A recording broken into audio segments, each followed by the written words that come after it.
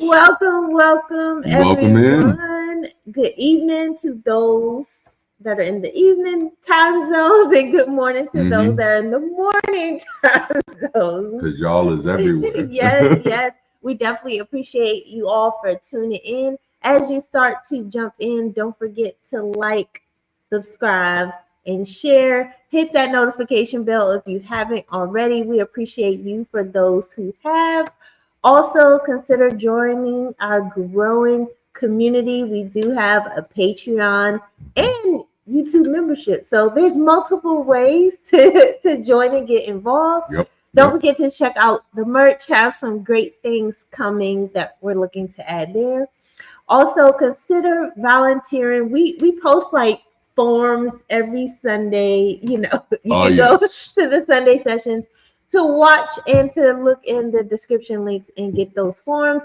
We're looking for all the things, so many things we need done. So people to help out with chat, Discord, some other things that we have going on.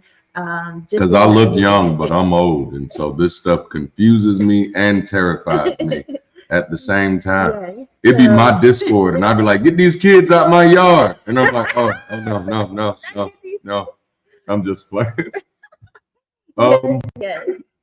And just a few announcements before we jump in. Of course, if there's anybody you know who might receive some value from this type of conversation, let's go ahead and link them in so they don't miss it. Don't be selfish with it out here. Appreciate Bruno, nice to see you. I see some howdies and some hays out there. Yay.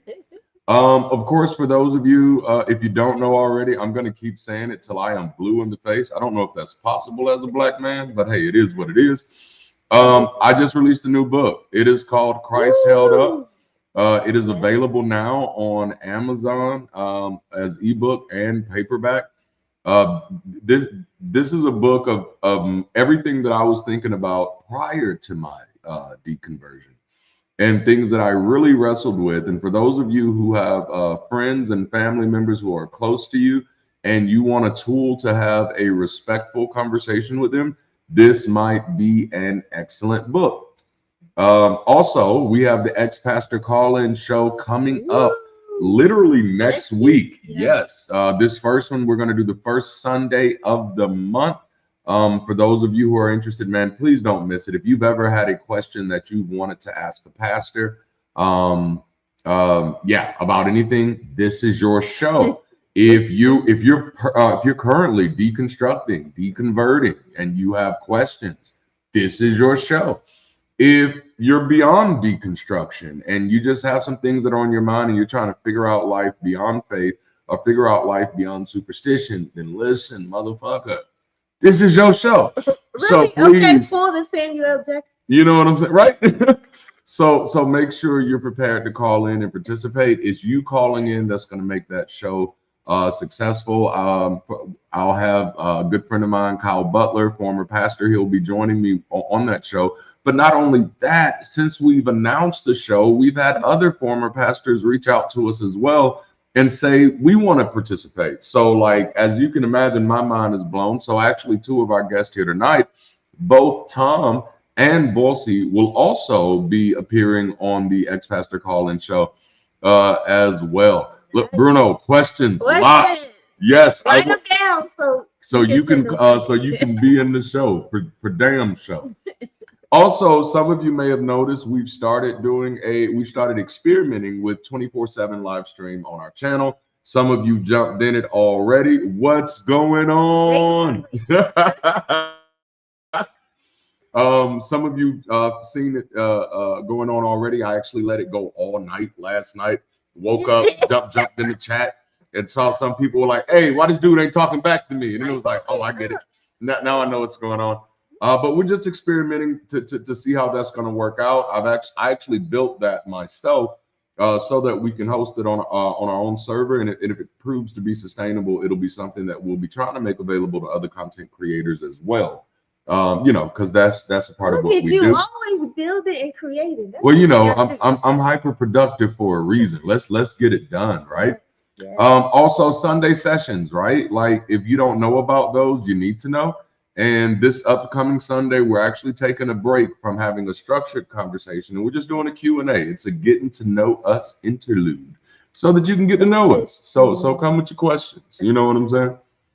Come with the question. And this is my last little announcement, and then we will move on and get into this show. Many of you have seen the post on my community page. Some of the Patreons, you've seen the post as well. I've been extended an invitation to debate. I hesitate to say doctor, but Mr. Kent Hovind. I will be providing my decision on the Hovind debate this week. Why does it sound like the Hovind debate? I will be providing my final decision. It almost feel like it's about to be a boxing, like I'll let you know. But anyway, okay, so let's get ready to jump into this. This channel has a commitment to build community experiences for people growing together without superstition. We launched our weekly Sunday sessions in line with that commitment, and tonight we're furthering building on that commitment by hosting our second group therapy conversation. In my work, both before and after deconversion, I've learned that people desperately want to be heard, to be held, and to be healed. Group therapy is our way of building that priority in our day-to-day conversations. It's our commitment to maximize our moments and conversations with others. It is steeped in a basic understanding that we are better together and that we all have something of value to contribute to productive and progressive conversations. In the words of my wife, we are responsible for each other. So with that being said, I want to welcome you all to group therapy, where we host community conversations for the unbelievers and the deconverted. And while you're at it, welcome to the stage my special guest for tonight's conversation. We have Tom of But Consider This. And right now we have Maya Atkinson of Bad Science Sundays. And in a few, we'll have Volcy of Volcy Thoughts joining us as well. But until he gets here, let's open up the floor to Tom. You're no stranger to the channel, but let's go ahead and introduce yourself for those who may not know who you are and a little bit about your work. And I know that you actually have more than one channel, so tell us a little bit about it. Oh boy. Yeah, my name is Tom Smith. I am currently in the Philippines. So it's very early here for me, so please don't judge me too hard here this morning. But yeah, my channel's at But Consider This. I do a lot of like reaction content, talking about specifically religion, Christianity, things like that, and kind of going my own way with that. I do like the reaction content simply because it, whether you like it or not, whether you know about something or not, it exposes you to new ideas and forces you to actually engage with them, which I find fun. And I like to do it off the cuff. I don't like to research it beforehand and have like pre-programmed responses that I like thought was fire, writing it down the night before. I just like to go and do it fresh and have fun with that. So that is my channel. I do have another channel, but we're not gonna worry about that right now. So yeah, check me out at But Consider This. Awesome. Thank you so much, Tom. And now Maya, which this is the first time we've had her on stage with us, but she is not a stranger to this channel. She's been an incredible help in the chat and a contributor to the conversations. And because of her, we actually have help on the Discord, which we did not have before that. So this goddess is out here doing the damn thing. And so I just want to open the floor up to you, Maya. Tell us a little bit about you, the work that you do, before we jump into this combo. Yeah, God, I don't know how to follow that. My name is Maya. I, have a little channel called, at Maya Atkinson. Every Sunday we do Bad Science Sunday, which is where we look at bad science claims and I just laugh at idiots. I don't believe in, there's a lot of people who actually like take things seriously and, step by step debunk every single thing. And I'm like, no, it's stupid. It's okay to laugh at stupid people. We don't want to take science misinformation seriously.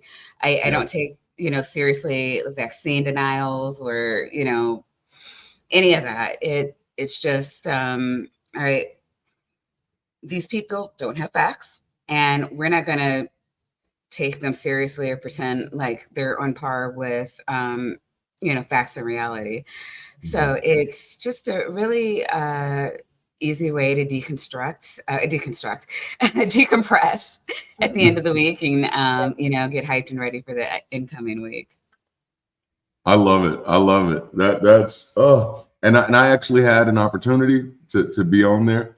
What was that, Father's Day? Y'all just was having Father's a Day, good old yes. time. And That was awesome. Oh Yeah. man. I had But you know so what? much fun. I do want to commend you for the work that you do, because of course we live in a day and age where Terrence Howard and Billy Carson are geniuses, and there are many people who are dying to learn at the foot of their tree. Alas, Oh, it's all right. a little annoying.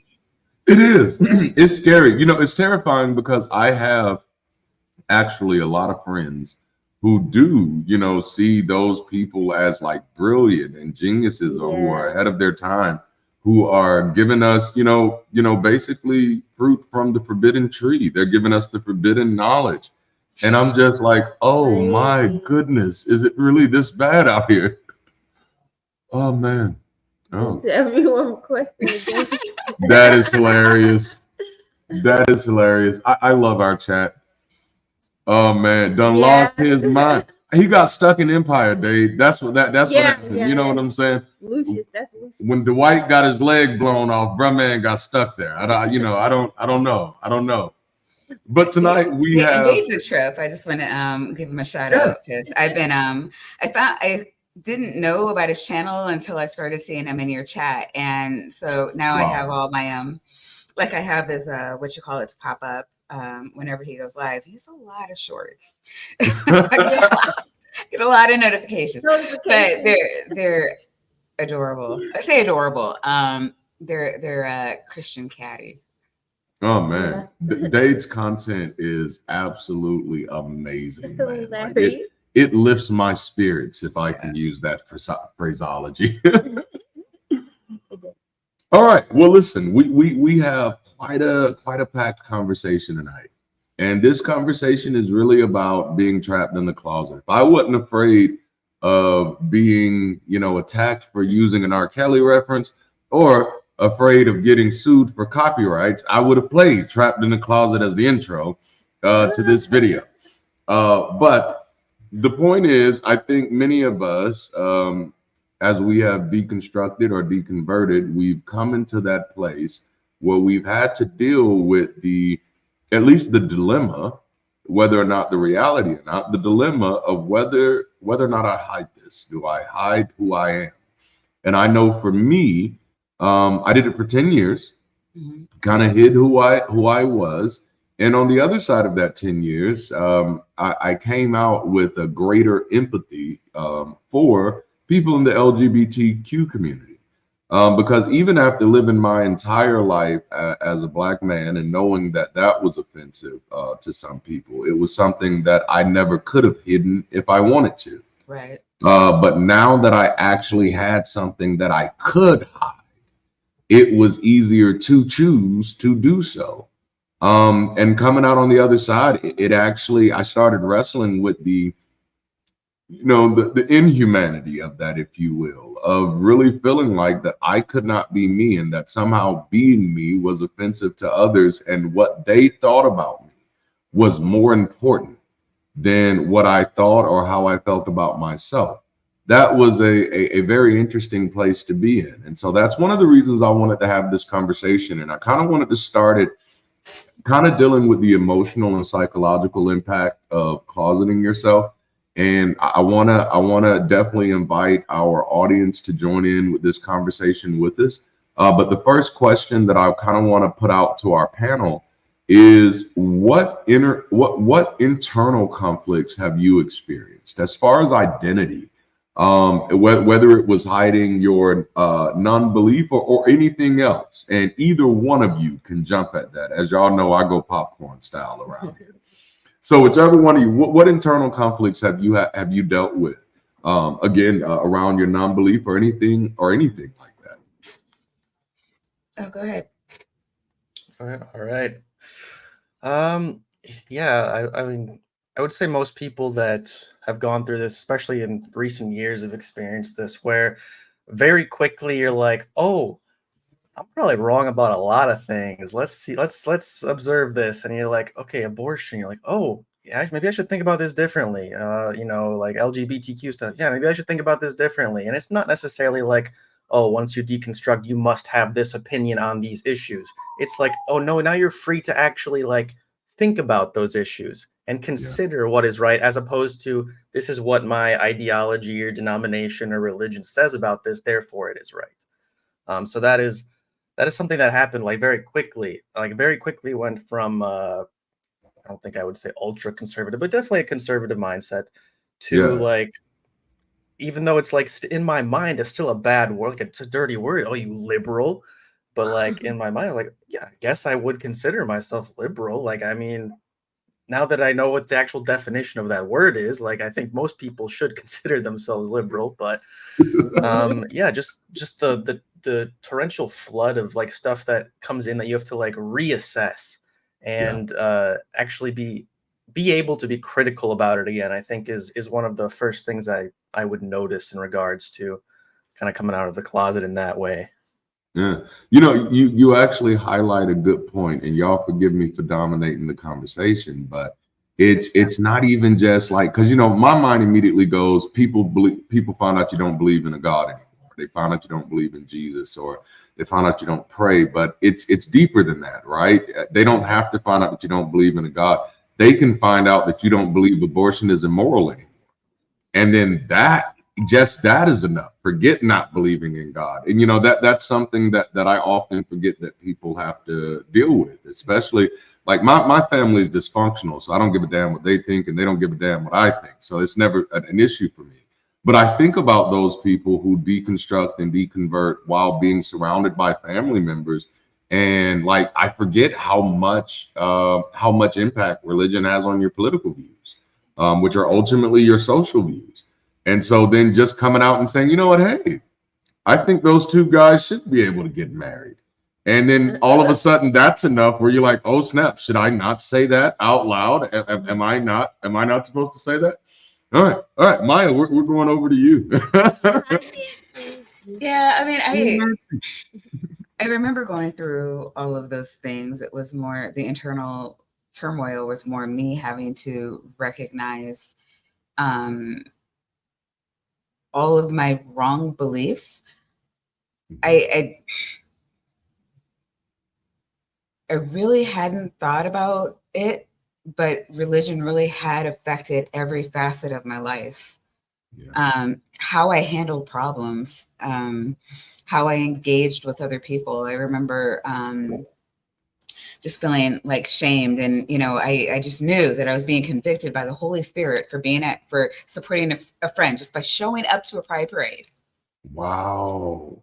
Yeah, no, I felt shame the entire, my very first pride parade. I felt shame the entire time I was there, but I love my friend, and I'm like, well, Jesus calls me to love. And I don't know, in my head, it was like, well, he'll see the love of Christ and he'll come over. Oh man.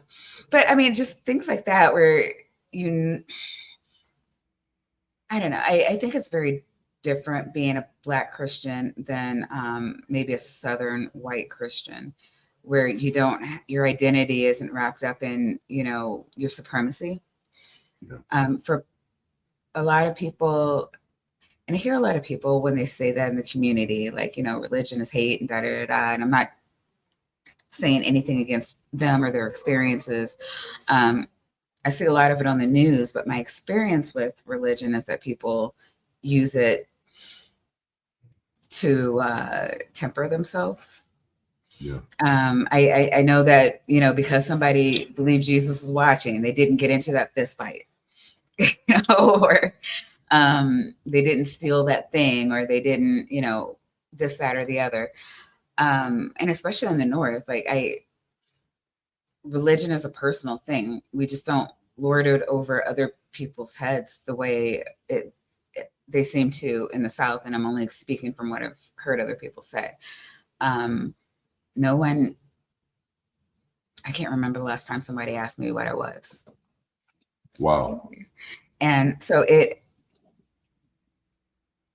stepping out of religion wasn't really that socially, it wasn't that big of a deal for me. I remember feeling free to love everyone. I didn't, what you did in your free time away from work didn't have to affect me anymore. It's just very freeing to not have all that hatred on my shoulders. And, but back to the topic, I haven't told my family yet. And that's been intentional because y'all know Black Christians. Yep.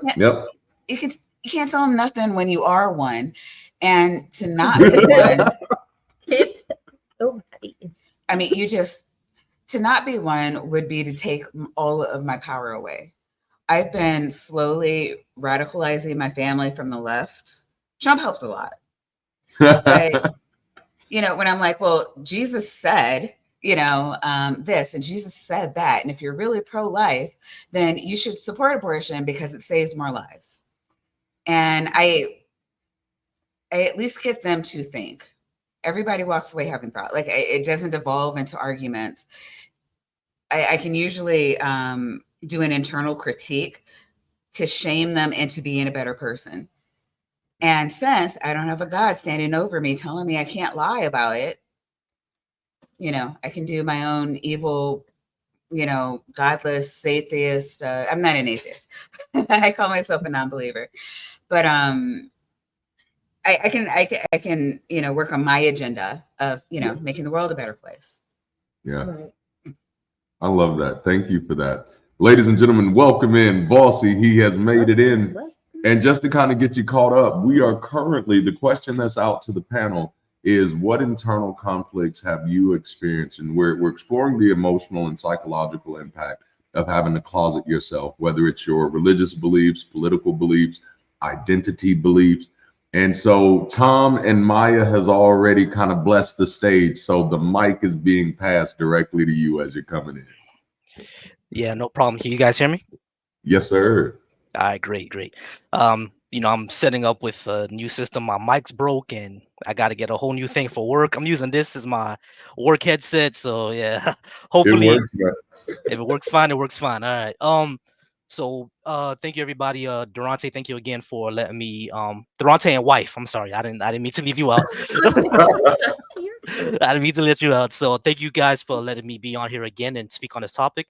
And I love that it says group therapy because that's actually what I'm studying. I'm studying to be a clinical mental health psychologist because, of course, in our community, and I've seen this across the Black spectrum, whether it's African Americans, West Indians, as you can tell, I'm Haitian, African Americans, West Indians, Africans, we don't talk. We really don't talk. What I mean? It's a thing where we just do not speak about our feelings, and it's a big problem, and which is why I decided to become one. So when it comes to hiding your identity, I've had to deal with that before because I was in the military, and you'll be surprised. You will think that a lot of people say, the Air Force is everybody who has a master's degree, because it's the smartest branch. However, believe it or not, the Air Force is actually the most conservative branch of the military. And believe it or not, the Marines are more leftist than the Air Force is. I was surprised when I heard it too. Yeah, so it's being in around that environment, especially I joined when Black Lives Matter was really kicking off. It was a thing to hear about, a little bit division around that, or a little bit derision around, the Black Lives Matter movement. And I had to be very, very careful because I'm a new guy and these are my master sergeants talking and I'm just some enlisted guy. I'm like, they're gonna look at me like, who the fuck is you? You can't tell us anything. We've been here 20 years, you don't know nothing. So it was really hard to do, but over a while I got, more comfortable in speaking on that. And they're nice guys. They understand. They'll give you a chance to speak. With my family, however, it's I'm not sure if you guys have noticed this as well, but it's strange that Black folks tend to be socially conservative but still vote for Democrats. And I've always said if it wasn't for racism, a lot of Black folks would be Republican. Yeah, I say that all the time. All the time. Yeah, and it really came about. I found myself really in a lot of conflict, political conflict, not really with my parents because they don't really speak about it. My parents are old school West Indians. They're gonna be they're gonna be homophobic and transphobic for life. I've kind of just accepted it. I've kind of accepted it. They're gonna be homophobic and transphobic for life because they're old school West Indians. They grew up, in Haiti and everything like that, so it just wasn't there, So it's illegal over there, but it's not. They don't treat it with respect. Mhm. If in Haiti, if someone finds out that you're homosexual, you may not get treated well at the hospital. People will kind of stay away from you. They won't physically attack you, but you'll notice that that community is kind of ostracized. Not physically. They won't push you away, but no one speaks to you. So it's like that. Now in Jamaica, you're dead, straight up and down. So it's that's kind of how it is. So I kind of accepted my parents are always going to be like that. My sisters, however, my older sisters, I could kind of see where they can kind of flip. However, when the trans issue came along and the red pill issue came along, I found out that I was letting a lot of conflict with my sisters because they started to consume a lot of red pill content, especially when Kevin Samuels blew up. Oh Now, yeah. yeah, especially when he blew up. Now, I give it to Kevin Samuels fans. He is funny. He was funny, because he's dead Isn't now. he So dead? yeah, he's God. dead. He is. He He's was, gone. he's gone now. He was funny. I give it to him. He What I mean? was. He was a little funny, but I've always noticed something that you can normalize dehumanization through comedy. It's Mhm. very, very easy to do that. And Wow. I noticed that during the entire anti-SJW era on YouTube. I noticed that they were kind of dehumanizing people on the left, dehumanizing feminists, dehumanizing the LGBTQ community. Yeah. I noticed that they were dehumanizing them through the lens of comedy. Yeah, I mean, by making fun of them, or kind of going towards the nuttiest of people that you cannot. Yeah, high value men. by uh, by going after like the nuttiest people out there and Yeah. portraying them as what the LGBT community is, what feminists are, and et cetera, et cetera. The Mm. what I call the blue hairs. Basically, they'll get someone with blue hair and a bunch of tattoos, acting wild and everything like that, and saying this is what feminism is, this is what the LGBTQ community is, and kind of laughing at them. So dehumanizing those people through the lens of comedy is how I see it happening, right? And that was my concern with Kevin Samuels, amongst other things. Of course, it's misogyny, et cetera, et Yeah. cetera. But I know a lot of people, especially my sisters, were kind of laughing at what he said, and I laughed kind of too, but I kind of knew what he was doing, so I didn't consume his content. You know. Yeah. Now, with them, however, when he passed away, uh, it left a void. So of course, people started going after. I'm sorry. People started looking at other people to look at.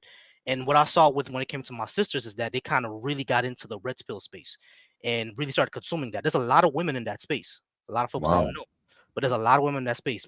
Like just Pearly Things, she's not a one-off. There's a lot of women in the red pill space, and you will find that. So when I really started talking to them about political things and who to vote for and things like that, and I started hearing them say they might vote for Trump or they might vote for Republicans next time. So I restarted the question. I'm like, why is that? Why would you vote for Republicans knowing everything that they do? And of course, it was always the trans issue, the LGBTQ issue, high value men aren't being men, et cetera, et cetera. And I really started to question them. I really started questioning like, what exactly does that mean? When you say men aren't being men anymore, what does that mean? you know, what does that mean to you? And when and it of course they got into once you get into the red pill space, you're gonna run into Matt Walsh, of Yeah. course. So they started doing the whole thing about what is a woman and everything like that. And they were like, Wow. oh, them calling themselves women, that takes away from my femininity. And I started to question them, is I like, why exactly is that? Why is that true? Even if you believe, I've always said this, even if you believe it's a choice, which I know is not, even if you believe it's a choice, even if you believe trans women are women, which they are, even if you believe all that, how does it take away from you? Right. Yeah. I've always asked that. How does it take away from you? And I've seen when it was probably kind of like those deer in the headlight moments. When I asked them that question or questions like that, it's kind of deer in the headlights moment. Like they never been asked that before, or they Hmm. never thought of it that way. But I noticed that with a lot of people, it doesn't always work. They kind of just retreat back into it takes away from me because it does, you know. So it was a now. I think me and my sisters kind of noticed that we're arguing a lot, so they kind of don't speak with me like about that anymore, and I kind of don't speak with them about that anymore. Like I love them, you know. My sister was just over here a few minutes ago, so I love them. We're still a family. It's not bad. It's not like, you know, we're gonna fight each other every time we see each other. It's not bad, but I see when it comes to those issues, we can't really speak, or we have to approach it very, very carefully, you know. And for a while now, me being an atheist now, of course, my mother every single Sunday calls me up asking me when I'm going to come to church, when I'm going to give my life to Jesus. You know what I mean? I don't Wow. want you to burn in the lake of fire. Every Sunday she's calling me up asking me when I'm going to go. And I'm all like, yeah, mom, you know, I love you too. I'll come over today or I'll come over next week and we'll talk and everything like that. But it's it hasn't been an easy road because Yeah. as I've become more left, I've seen a lot of the things that I believed when I was in the Christian space um was extremely dehumanizing, you know, and Man, yeah. very, very dehumanizing. So it hasn't been an easy road because whenever I see my family talk like that, I'm like, I just can't let this slide. Because one thing I've learned when studying psychology, the reason why people care about what you believe is because a belief is a guide for your actions. You know, you don't Hmm. believe anything without doing something about it. You know, Oh, so that's good. it really started to concern me of their, especially their not just their homophobia and transphobia, but when you get into the red pill space, you learn a lot of anti-blackness. You know what I Hmm. mean? Right. One thing I've said on my Facebook and on my threads, you can guys follow me on threads if you don't have that. But one thing I've said on my Facebook before is that a lot of people don't realize how much damage has been done by the red pill space and by the gender wars. You know, Mhm. I'm not Hmm. sure if it's happening in I know it's happening in other communities. You know what I mean? White people have a manosphere space. You know what I mean? Asians have a manosphere space, definitely. Interesting. Oh, for But sure. yeah, they do. But when it comes to black people, we know our gender wars Hmm. are bad. And Yeah. Yeah. I've seen a lot of people over the years get radicalized into white supremacist thinking. Hmm. So it's like Which, we uh, I'm sorry, go ahead. no, Yeah, I mean, I I'm actually almost This was. done. is I'm almost good. done. No, I'm No, no, loving no, it. you're good. I was just about to say that actually. I was like, I'm gonna let him finish up, but I'm like, I was thinking that too because there is no difference. It was Mhm, like, okay, this worked with this group. Okay, now we got to go over here and try it with them. And I mhm, keep telling Black people, I'm like, you know what? The trans fight is your fight. We are fighting the same people. They Yeah. get one group down, they're going to be emboldened to come after another group. We are never not targeted. Yeah. Like, you just, I don't know. Like a lot of people have been after me. It's like, well, why do you care about trans people? There's not even that many of them, and it's politically disadvantageous. And I'm like, it's not. It's not. You, mhm. they get one thing, and they get a bloodlust and start going after it. Any group down is bad for everyone. Yep. It is, and I've pointed out to my sisters before, or anybody who's willing to listen and on the trans issues. Like I've told them, like, I don't know 100% everything about trans issues, so I don't talk about it a lot. But I've Yeah. always said, like, treat these people as human, Mhm. give them the respect of the pronouns that they want. Even Mhm. if you believe that this is a choice or they're not real or anything like that, Mhm. give them the respect that they need and deserve because they're still human. And and the things what always gets to me is that they always say, "Oh, I'm gonna do that," but it's about the children. But I don't even want to get into that because it gets Right. political. But yeah, I'm sorry, I talked for like 12 minutes. I'm sorry, y'all. But No, this got good. yeah, but yeah, when it comes to basically our community being more on the left and being a non-believer has been not an easy road, especially when you try to talk to people about it, because of course I get the Steve Harvey question, where's your moral barometer? I get that all the Yeah, time. I get man. I get the, So does that mean you hate Jesus now or you hate us? I can't hate something I don't believe in. So Come on now. that's ridiculous.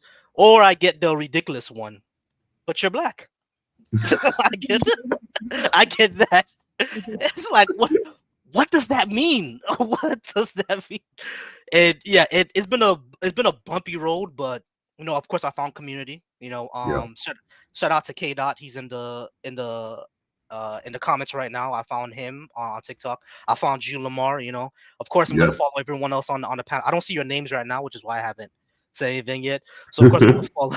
I'm gonna follow you. I'm gonna follow all of you, and I found that community, but it does get isolating. But I do, I'm grateful that online we can find each other and we can find that community. I Yeah. do wish that I had more of a physical community because everybody. I live in Florida.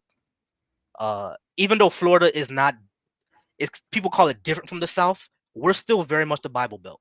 Yeah, Oh condolences. Yeah, there's a church 2 blocks away from me. All right, it's still very much the Bible Belt. There's a church 2 blocks away. The restaurant, my favorite restaurant that I go to, gets who's their neighbor, uh, a church. You know what I mean? And the plaza next to it, guess what's there?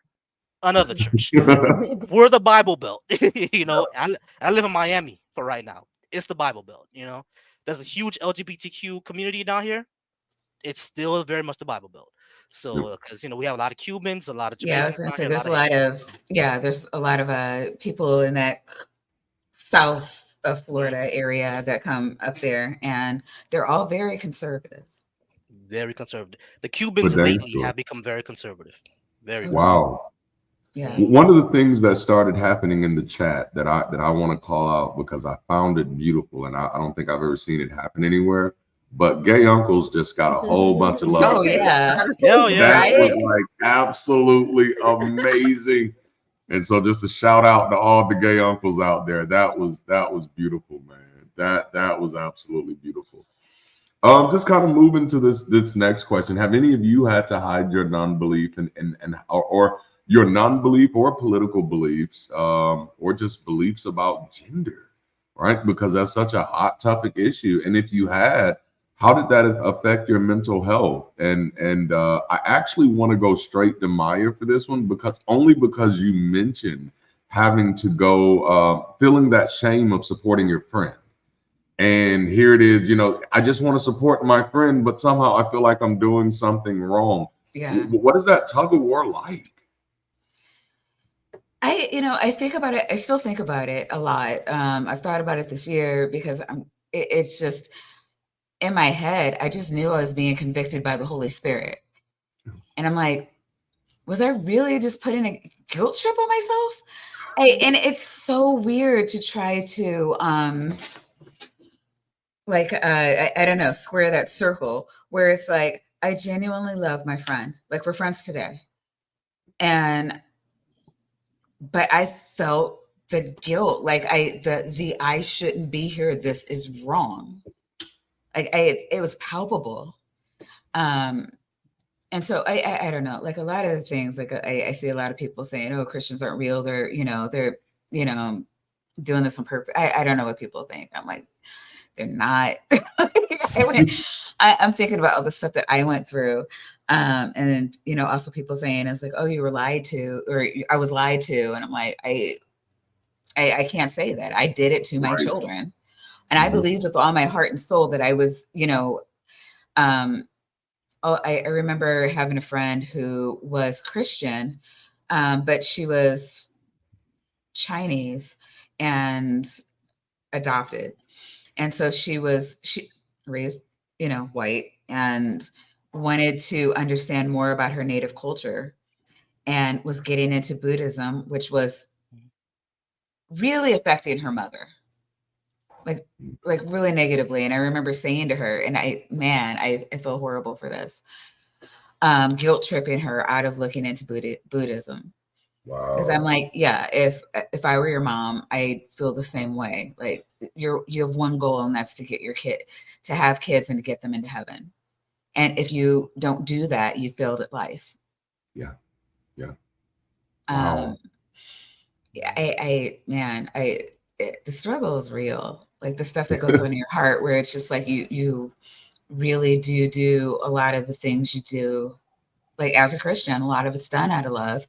A lot of it is not. I am not. I'm not like co-signing for like the Matt Powells of the world or the Frank Tureks or any, like, fuck those guys. Sorry, I'm not sure if I can cuss on here. Oh, But, absolutely. you know what you were Yeah, signing we do for. that over here. But for me though, yeah, I now have the shame of knowing that I was a person that did all that stuff. And, but also, you know, the conscious decision of not telling my family, which again is out of love, because I need them to be better people. I don't understand hating for Jesus as a Christian. It wasn't something I did. Yeah. And wow. I feel more, as a non-Christian, I feel more emboldened to go like ham on it. It's like, but Jesus said, do you know more than Jesus? When you go to heaven, what are you going to say to Jesus? Because he said this.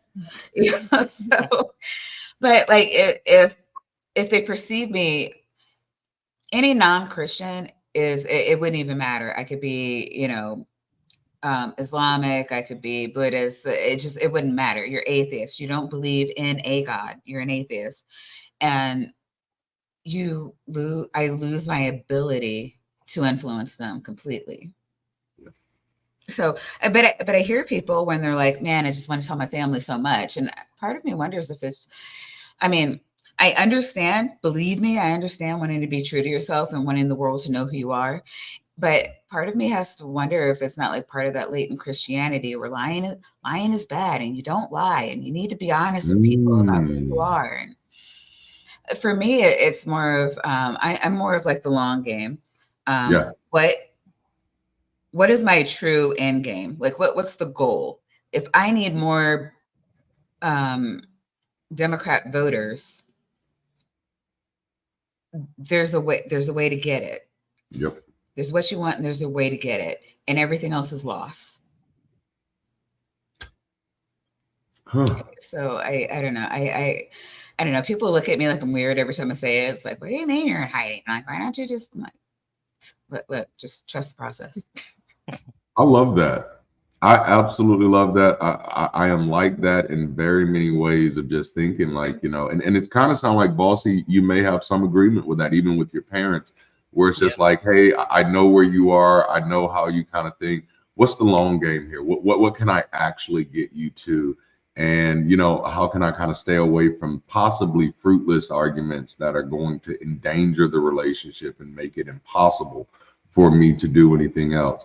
Tom, I actually want to come to you a little bit. Did you at all have to hide your non-belief at any moment, or were you able to just, from the moment you deconverted, were you able to come out the closet and just, hey, here I am, or did you have to hide for a bit? Yeah, it's different things, you know, where you deal with different groups and different people. You know, to my family, like I'm over here in the Philippines. I live with my wife and her siblings, and we, you know, visit her parents often. For them, it was immediate. And one thing, like we can rail all day about you know, conservative stuff, but the way how close a family in the Philippines is because of that is beautiful. They all followed me out. They're like, yep, this guy's an asshole. This is wrong. This is bad. We're all out. We're all with you. And they're all Christian, or they were all Christian. I think her parents still, you know, are Christian, but like amazing. they don't go to church. They're culturally Christian, but everyone else are like, yep. So like it does pay sometimes to have you're the man, you're the head of the house, you know. So not always terrible, but it can be useful. Use patriarchy for your good. Yeah. Hey, PC, I see you in the chat, and Stephanie. Yay.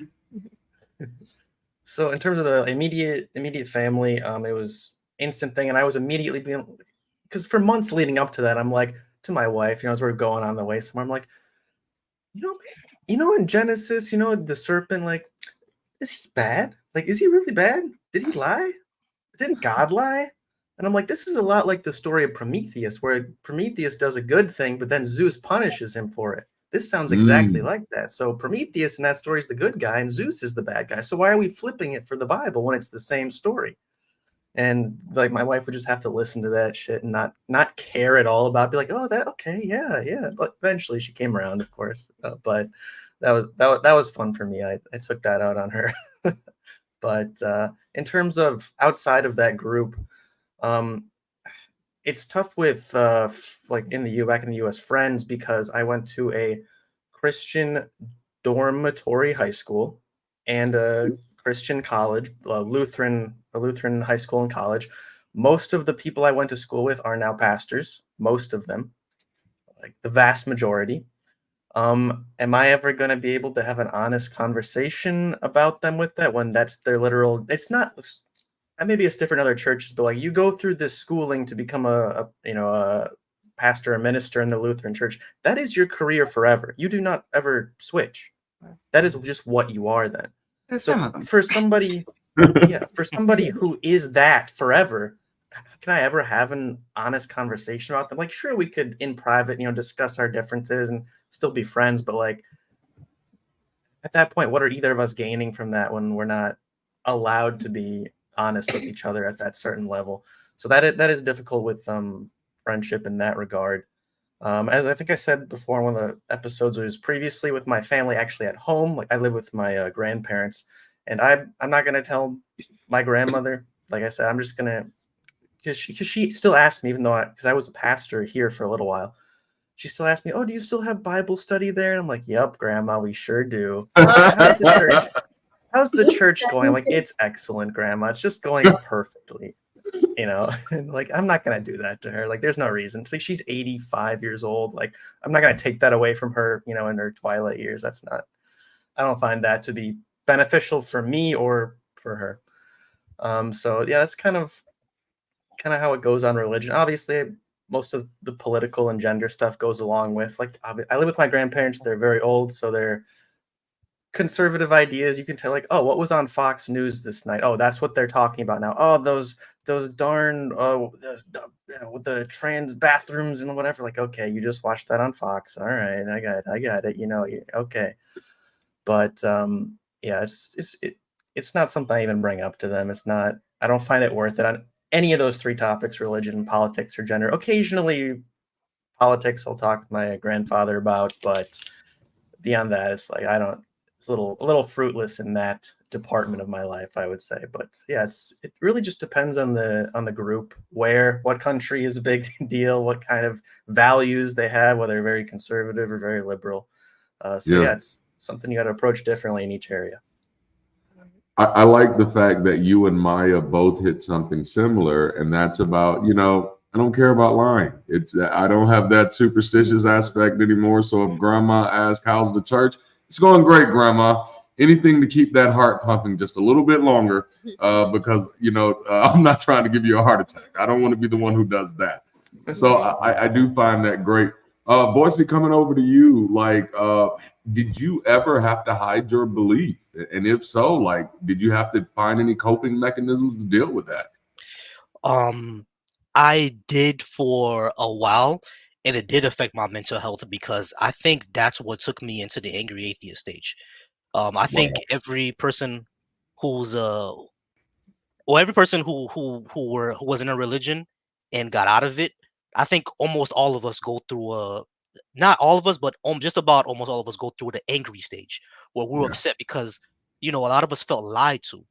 Like, all my life, I believe this, but I'm finding out that that there's no evidence for it, or it's not true, and a lot of it evidently isn't true. Just like the Adam and Eve story. Like, that's BS. It's probably an allegory. It's probably a whole allegory. But all my life, I grew up thinking that I'm this horrible person because I was born that way and only Jesus could save me. And all my life, I believe that the world is this way because of women. You know what I mean? And so all my life, I've been treating women a certain way because I think the world is bad because of them. So it's like, that's heavy. But you're right. You're so right. Like, this was the mindset of my family. Like Wow. yes, like you can't trust women. Women are illogical. They're deceived easily. And it was like, oh man, it's so dehumanizing. God Exactly. damn. And it all came from the biblical perspective. I'm like, so I was thinking, I was like, wow, I've treated my fellow human beings who happen to be female a certain way off of something Mhm. that was BS. Like I was out. You can see it to me now. I was upset. I was very, Yeah. very upset because I thought myself as a good person, and then I'm realizing maybe I wasn't. So it's like but the thing is, I didn't want to really tell my parents that, because the first time I told my friend, I had a friend for a long time who was an atheist, and I came out to him first. I was like, hey, you told me for years now that I was gonna be an atheist, and now I think I am. And then he told me, bro, don't tell your parents. That's the first thing he told me. He was like, bro, don't tell your parents, because he's over my he used to come over my house all the time. He was like, listen, your family is extremely loving, extremely together. You have 4 generations in your house: your grandmother, your parents, you, and your nephew.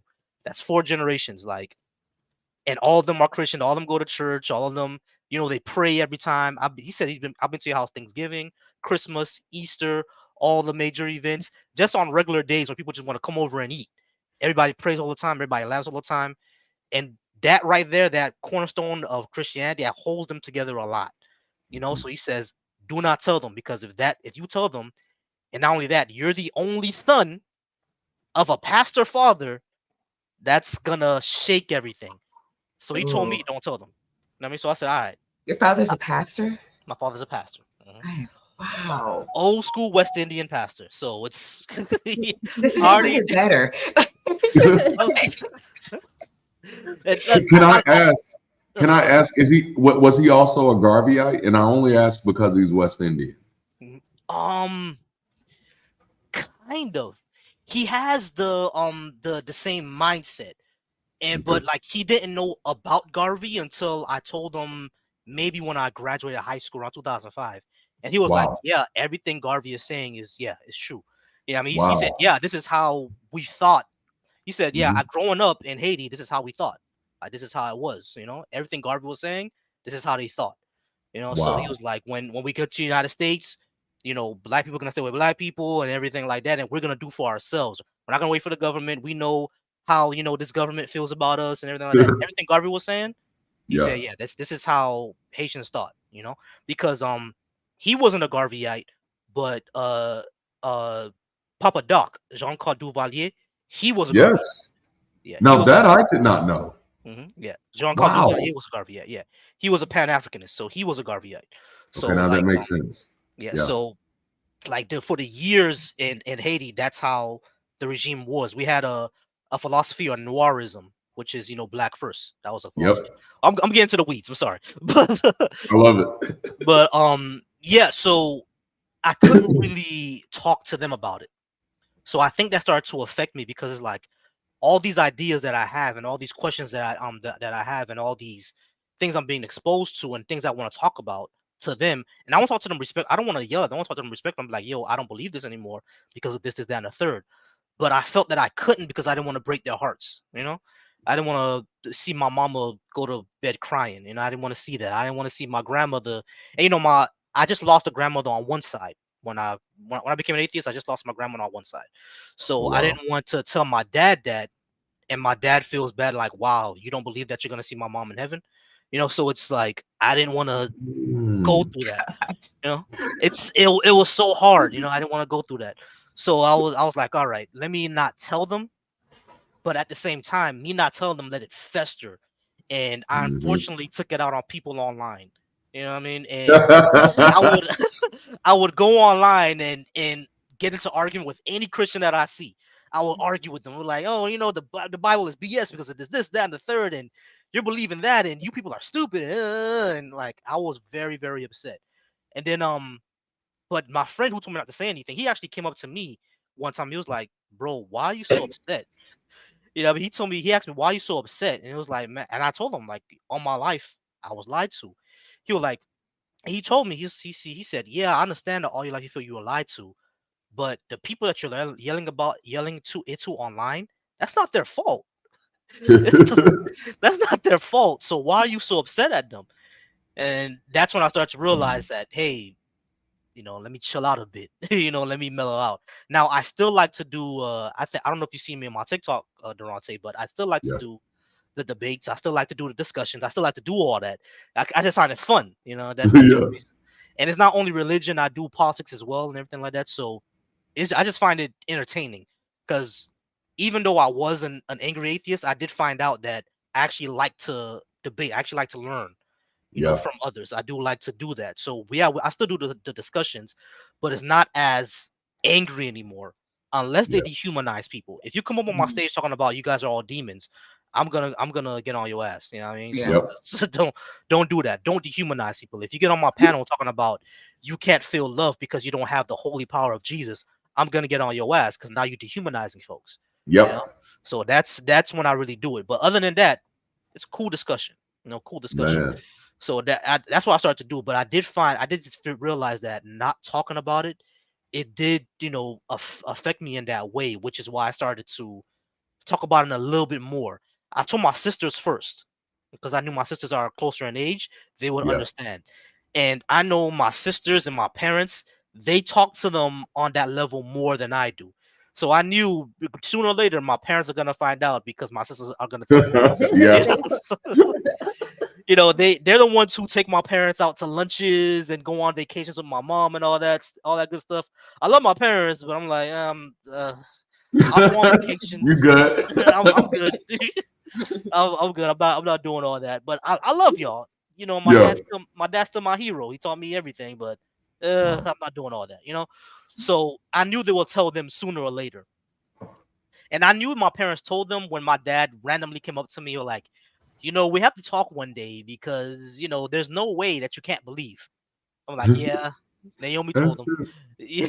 There's Yep. another like yeah, she Yeah. is from Africa. She does those Yeah. conversations on Afro TikTok too. atheist. Afro atheist. Yeah, Yes. I follow her on YouTube as well. Yeah, Yes, And subscribe. yeah, subscribe. she's So amazing. yeah, incredible. She talks to Muslims too, and I don't a lot. Yes. Yeah, and I know nothing about the Quran. I know very, very little about Yeah. the Quran. So it's like I do want to talk to them as well, but I know very, very Yeah. little about it. So I want to study that more. But yeah, just to There's wrap up, yeah, I did find out that it was affecting me because I didn't have an outlet. I didn't have anyone to Yeah. talk to. Yeah. So little by little, I was able to talk to them about it. But my parents are more on the turn your life to Jesus thing. And I'm like, yeah, sure, mom. I'll one day, I'll find out. So Man. that's me. Maya, so I wait, when did noticed. you end up real quick? When did you end up telling your parents? I actually didn't. I know my sisters told them. Oh, And when it did, I know oh, that is when such I a sibling thing to do. yeah, exactly. It I know is, Yeah. right? but I'm the youngest, so it's like I'm the baby. I already knew there was yeah, they wasn't gonna find it a big deal. But when my parents started telling me, yo, there's no way you can't believe and Jesus is coming back soon, you don't want to be in the lake of fire. I knew at that point dad told them, but I knew that my parents suspected when I started to question, what the Bible actually says. You know what I'm saying? When I started to really question, I'm like, hey, yeah, sure, you can. When they started to say, oh, I won't vote for Buttigieg because he's gay. When I started to say, hey, it also says, not to eat lobster, and we just went to Golden Corral the other day, and you ate a mountain of crab. So like, Those what's the difference? mixed fabrics. Yep. Yeah, exactly. Like I don't know. You got cotton shirt and polyester on your head. So what you Come on. telling Oh, me? It's like what you telling me. No, but it became one of those things when I started really questioning what the Bible actually says. That's when I knew they suspected, and I knew my sisters told them when they started telling me the Jesus coming back soon thing. So I'm like, man. they told y'all, but they kind of leave me alone about it because I know they don't want to get into a debate with me because every single time when I was younger and from younger until now, Mhm. I don't stop. Yep. I'm a last word kind of guy. I'm a last word.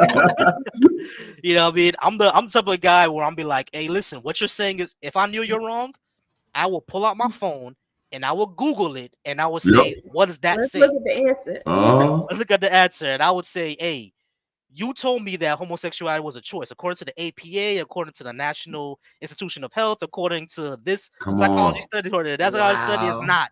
So here, read it. You told me it was a choice. Yes. It's not, according to them. You say you follow the science. So Man. I'm They like to one of say those that. guys, you know? Yeah. I like to say that. So I'm like, hey, you're a doctor, you're a dentist, you're a nurse, you follow the science. This is what the science says. So Right.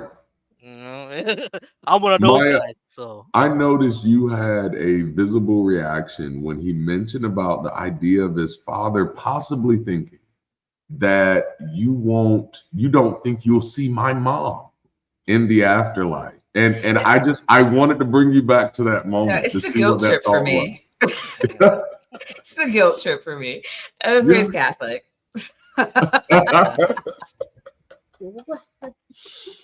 I mean, but it's just like, yeah, the debate tactics, right? When I don't have anything logical to say to you, so I'm going to guilt you into compliance. Same thing I did as a Christian.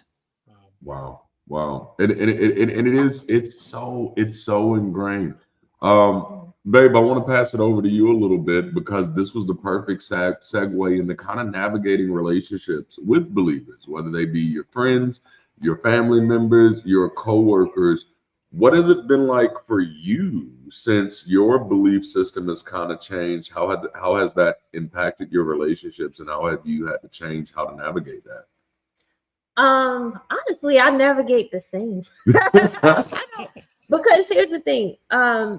And I'm more so like agnostic. So ever since I was little, I knew that there was no real presence of a God, if you will. But I was, going to church. I was raised Christian and I was raised in the church. I danced in a lot of dance teams, and involved in different ways, choir, drama, and things of that nature. But growing up, I always approached it as I want to be a good person. Overall, I want to be nice. I want to be kind. I want to treat people right. And if there is a God, if I pass, there is a God. Great. I found out I lived my life right. And then if there isn't, I wouldn't be sad because I still was a good person. And so that's how I kind of viewed it back in the day growing up. And I would still be in church and enjoy the services, sing, praise, and worship. And then when people were like, going crazy, I would just look at them a little scary. I was a little weird. I was a little worried about certain people because I'm like, hey, we don't have to take it that far. But I find that I don't have a problem with telling anyone I'm agnostic because I'm like clearly like my grandma has been saying like she'll say things like about Jesus coming back. I have family that still believe, and ever since I was younger, it's like there has been no evidence of such thing. Or my family, some of them still tell me, "You know where your help comes from," and I'm like, myself. I had to rely on myself.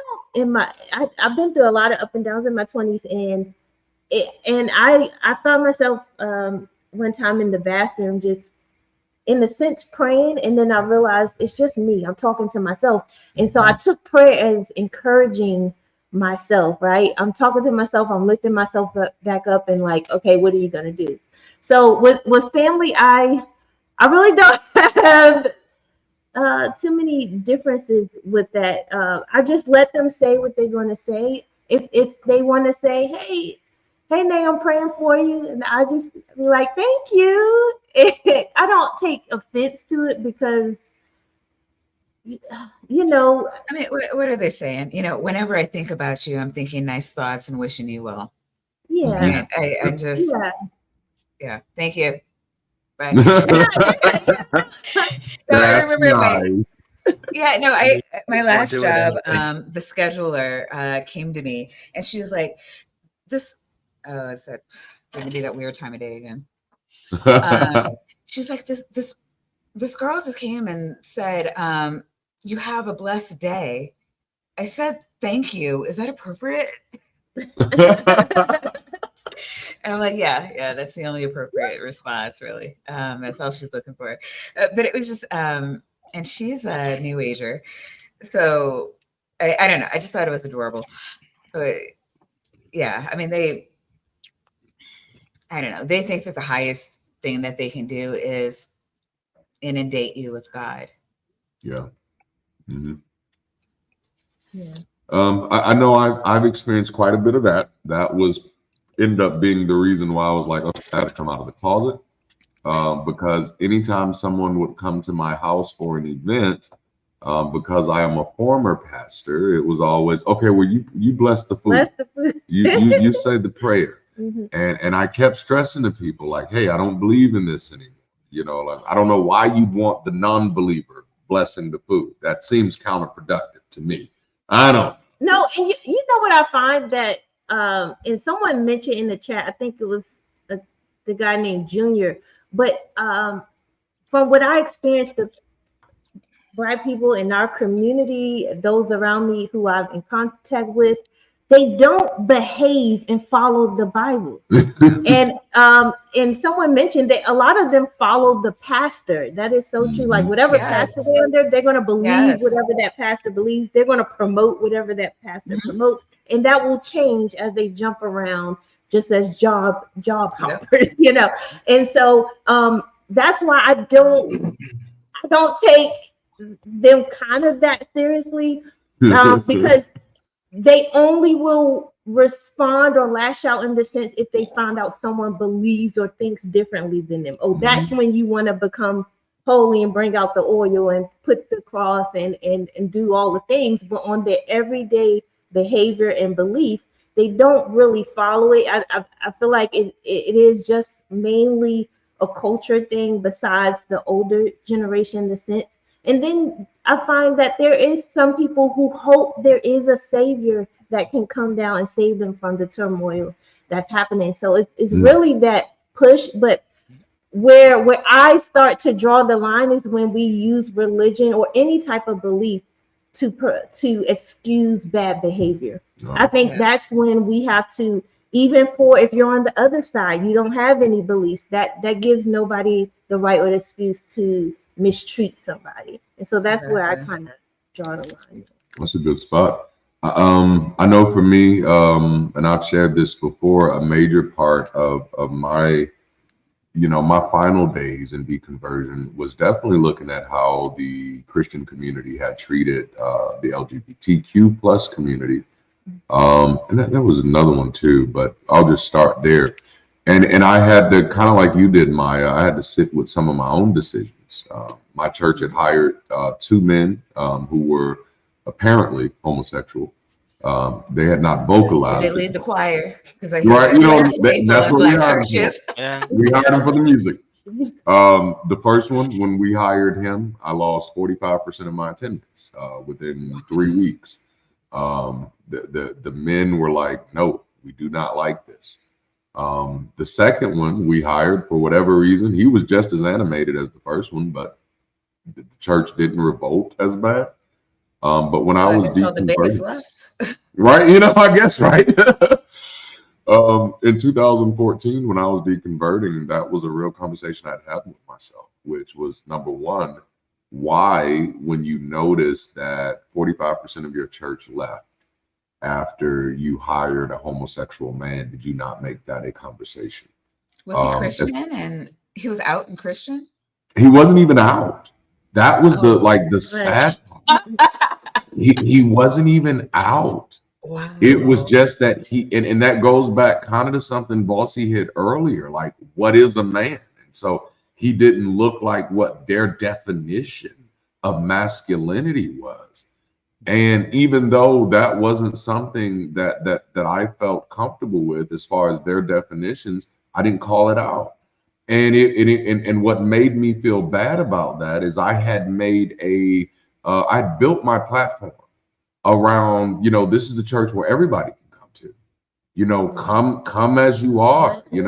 I had seeded it into my sermons that I don't care what you smoked last night, drink last night, or who you slept with, but for whatever reason, when it came to this homosexuality issue or any issue within that spectrum, I was still silent. I wasn't going to preach against it, but I wasn't going to normalize his issue the way that I had normalized everybody else's. So everybody else could come to my church and feel like they were normal. These two gentlemen still had to come to my church and somewhat put on a front.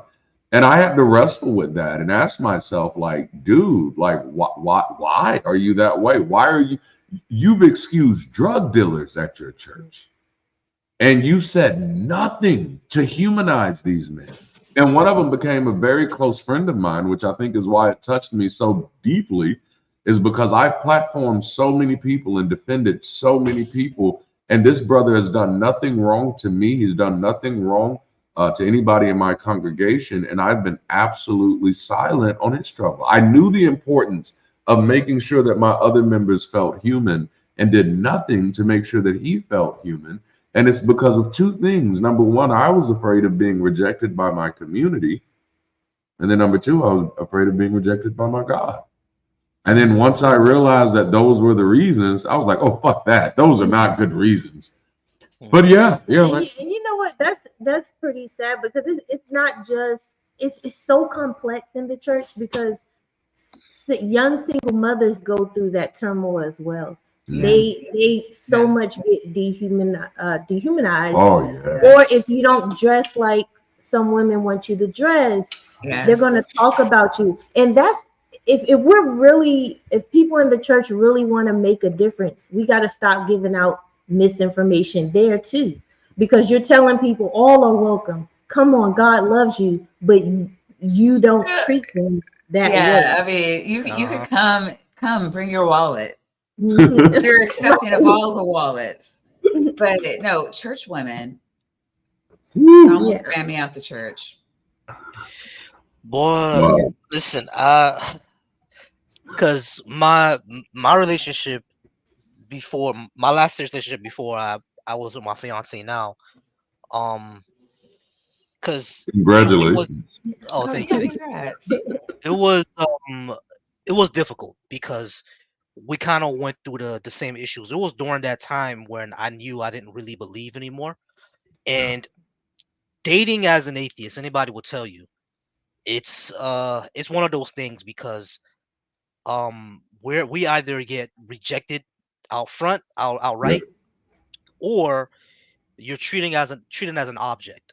You know what I mean? And that's what really got to me. You know what I mean? Because of course, you know, as a young man, if women are just giving you the booty, you know what I'm saying, you're not gonna worry about it, you know? You're not gonna be like, oh, all right, yeah, okay, cool, I'm good. But as I'm getting older, yeah, like, all right, cool. You just want to give me that? All right, cool. But you know, in your early and mid-20s, that's how it is. But as I'm getting older, I'm like, you know what? I don't want to do that anymore. I kind of want to have a family and everything like that. So that's what I started to do. I started to date with intention, which is what the church tells you to do, right? Date with intention. So like I'm looking for a wife. So it's like in the dating scene, when I was in the scene, I would either, you know, go on one date for a few weeks. We'll get to our beliefs and I will tell them, you know, I don't really believe in that. Ghost. So I said, okay, great. Let me not stop. Let me tell them on the up front that, hey, I'm not a believer anymore. So I tell them, hey, you know, I'm not a believer. You know what I'm saying? And they were like, okay, I am. Like, all right, cool. We're gonna go on this date, but I told you I'm not a believer. You know what I mean? So like we would go and we'll have a nice time, nice day. I'm like, okay, cool. She doesn't care about that. Till the end of the night, she was like, we can't really be serious, but you come over on Saturday. All right, cool. So all right. So are you telling me backshot Saturday, on Sunday you're gonna be praising? That's what you're gonna do. Snap. All right, cool. So like, all right, great. I deal with that until I met my fiance now, which is what I'm happy for, because I told her I didn't believe, but she's an ATR, which is African traditional religion. She's an African traditional religion. She's Jamaican. So yeah, she's Jamaican, so she does Obia. And and over in Haiti we got Vodou, and they're very, very similar, extremely similar. So I kind of understood it from that point of view. And a lot of people that I found out within the Vodou community, they view like the spirits and the gods there as more as symbolic than literal. So for all intents and purposes, they're atheists as well. You know, so it's I kind of understood it from that point. I told her the same thing. Like, for all intents and purposes, you're atheist as well, because you see this as more as symbolic than literal, you know. Yes. But she doesn't call herself that, which I don't force it on. That's fine. But before her, the relationship I had before that was very tumultuous, because that was a sticking point between us, the me not believing, you know. And it seems that every argument we got into, she would bring that up, and I was like, listen, you can believe in anything that you want. If you feel that you not believing anymore is gonna make you a bad person, I will Yeah. take you to church myself. You know, I will take you to church myself if you feel that you need to believe this in order for you to be a good person. Now, I don't think you need to believe. I don't think you need it to be a good person. However, you think you need it to believe to be a good person. So I'm not gonna take that away from you. You know, but it was always a sticking point. You know, it was always a problem.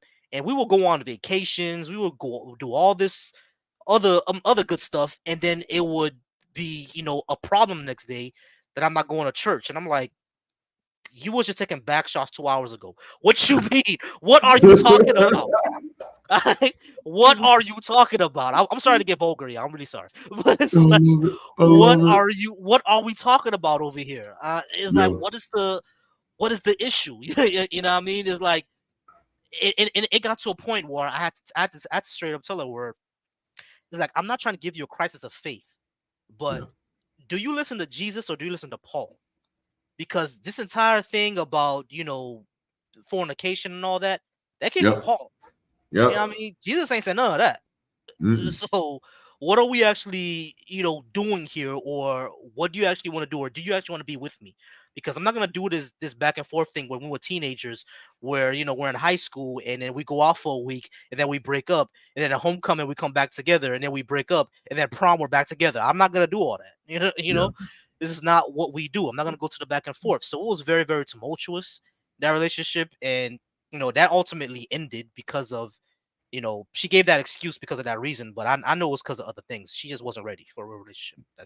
That was the issue. But um that relationship was very tumultuous because of that reason.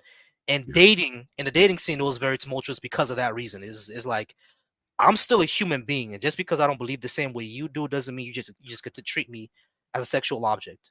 You know, Yeah. like I didn't, that's the part that I really didn't like, and I really started to Mm. dig into Christians when it came to that. It's like, yo, did Jesus tell you to dehumanize people that don't believe the same thing you do? You Yeah. know what I mean? Because what you're doing right now, if you feel that I can't love you the same because I don't believe, if you feel that I cannot feel love the same, you're dehumanizing me at this point. And that's Yeah. not what Jesus told you to do.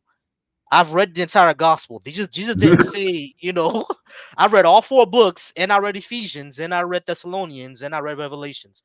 Nowhere in there does it say people who don't believe the same way you do deserve to get treated a certain way. It doesn't say that anywhere.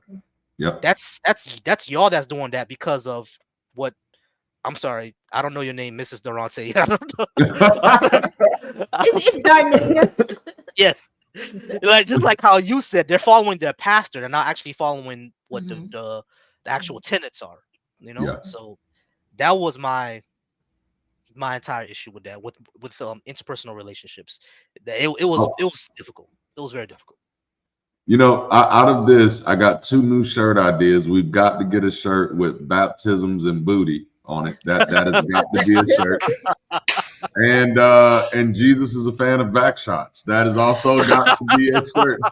That is and like for some reason now I can see the imagery for that design and everything. So yikes. But Hey, listen, what I've always called it the booty gospel. That's what I've always the called it. booty gospel, I always call it the booty gospel because it's listen, a real thing. it's a real It thing. is. Because I knew, like, I knew my ex was trying to get back with me for a little bit, but she will always invite me to church. But when you invite me to church, you're wearing skin tight jeans and high Yeah. heels. You know what I mean? And she's shapely. You know what I mean? She's really shapely. So I'm like, you're wearing skin tight jeans, high heels, and a top that's really, really tight.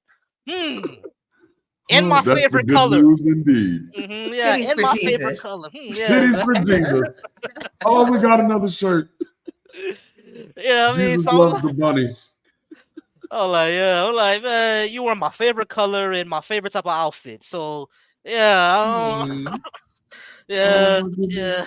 I see what you're trying to do. Well, let me guess. We're going on lunch right after this, right? Yeah, yeah. Come on, I can see it. I can't knock her hustle though. Yeah, Right? I can't knock it. I can't knock it. I can't Body knock it. rock and knock. I Oh, was, that's a I different was knock. going to ask each of you, have you all been baptized? Because I haven't. I have. I've been baptized. Well, yeah, I was a Catholic, so I got baptized as an infant, and then I got confirmed at 13, and then I left the Catholic Church and went to a non-denominational Protestant church, and then I didn't feel like I properly committed myself as a child, and so I wanted to do it as an adult. So technically 3 times. So, in your opinion, does baptism work? It depends on what you mean by work.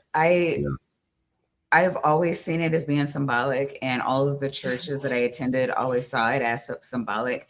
It is it's a display of your commitment to God. It's not necessarily supposed to be a magic spell, although I've heard some people believe something, other things. So I'll let other people answer. I'm sorry, Tom. You could go ahead. I've been talking for a while. Oh, sure. Very, very similar to you, where it's like, yeah, baptized. Probably, I think I was baptized in the hospital, which Right. yeah, Let's get them quick. I don't know. I was just I like don't know slide what was on going out on. right into the baptismal water. Basically, yeah. And then, oh yeah, like I said, I grew up Lutheran, but we have the, I don't know how confirmation differs in Protestant to Catholic churches. I think it's a little different, but probably very similar, especially Lutheran. Lutheran is just Catholic light. It's very, very right. similar. Yes. Yeah. We hate Catholics. I guess a Lutheran, speaking as a Lutheran, which I'm not anymore, is funny, but we hate Catholics so much. And if we ever went to a Catholic church, we'd be like, oh, Fit right in, we are Catholics. Shit. But then, yeah, as I came here, kind of I guess non-denominational, very, very evangelical church. Was baptized again. Because now you guys believe in like the Holy Spirit, like actually doing things and miracles and dreams and visions. Like, well, whatever I was baptized into must not fucking work. So let me get into this and see if maybe if I get baptized in this, then that stuff will start happening. It doesn't, but you can always hope. So yeah, baptized, yeah, 2.5, 3, whatever, however many times you want to count it. So yeah, didn't work first time or the second time. Probably won't work a third time, but yeah. But you didn't get the leg lengthening, snake wooing. Yeah. I've seen. I was in those services. Hey, listen, the first time I went in with my wife to to this church, I have some like back issues and like I don't know, stuff going on. And one leg is shorter than the other if you have back issues. That's according to the healing evangelist for sure. I'll baptize you for $5 a dip. Sorry, just see that. Sorry. I'm sorry. Go ahead, please. Like the pastor is like, like, oh, there's somebody here who has, there's like something wrong with your back, and there's blah blah blah blah blah. And of course, whether they're talking about you or not, you're gonna assume they're talking about you if it's even remotely close to your issue. Yes. And the first thing, no matter how rational you are, no matter how reasonable you are, the first thing that goes in your mind is like, what the fuck? What the fuck? And then, of course, a couple seconds later, you're like, okay, my wife probably told him, or she probably told one of the leaders, and the leaders told him, okay. But by that point, you've already gotten to the point where you're like, oh, man, what's going on here? And then you're taking over and doing the process for you. Like, oh, I do feel like a tingling, or like my back is kind of warm, or like, oh, the pain kind of went away for a little bit. Like you're then doing it to yourself. You're placeboing yourself. And it works. Like you can make fun of all of the faith healing preachers you want, but like you do that to somebody, especially in an environment where they're surrounded by people that actually believe it. Yes, they're trapped. They can't get out of that. So yeah, all kinds of stuff like that. Not so much to me because I'm, I guess, fairly rational, but seeing that done to other people, like stuff that you look and you're like, someone told you that, like you didn't know that, or like Mhm. just vague enough, but just specific enough where you're like, it seems like it might be something like, oh, you have trouble at home and this and that. Your mother has some like debts or something like that. And you're like, we're doing this again. And that's definitely the point where in the church where it's like, once I realized that stuff wasn't real, I couldn't abide by that stuff. I couldn't sit and hear that stuff or watch that stuff done, especially because the church was mostly youth, like kids 20 and under, most of them not well off financially. So to like Yeah. see them taken advantage of like that, it's just like I can't rough. abide by this. I can't watch this. I can't participate in this. I got to get out of this. Like that was the big thing, is not necessarily like, oh, I don't believe this anymore, but I don't believe this, and also I can't stomach what we're doing. Yeah. I just can't participate in this anymore. No, that's an excellent segue, because that is a question I would like to ask each of you. At what point did it become for you, if it did, like, oh, I couldn't go back to church. I can't listen to a sermon. I can't sit through it.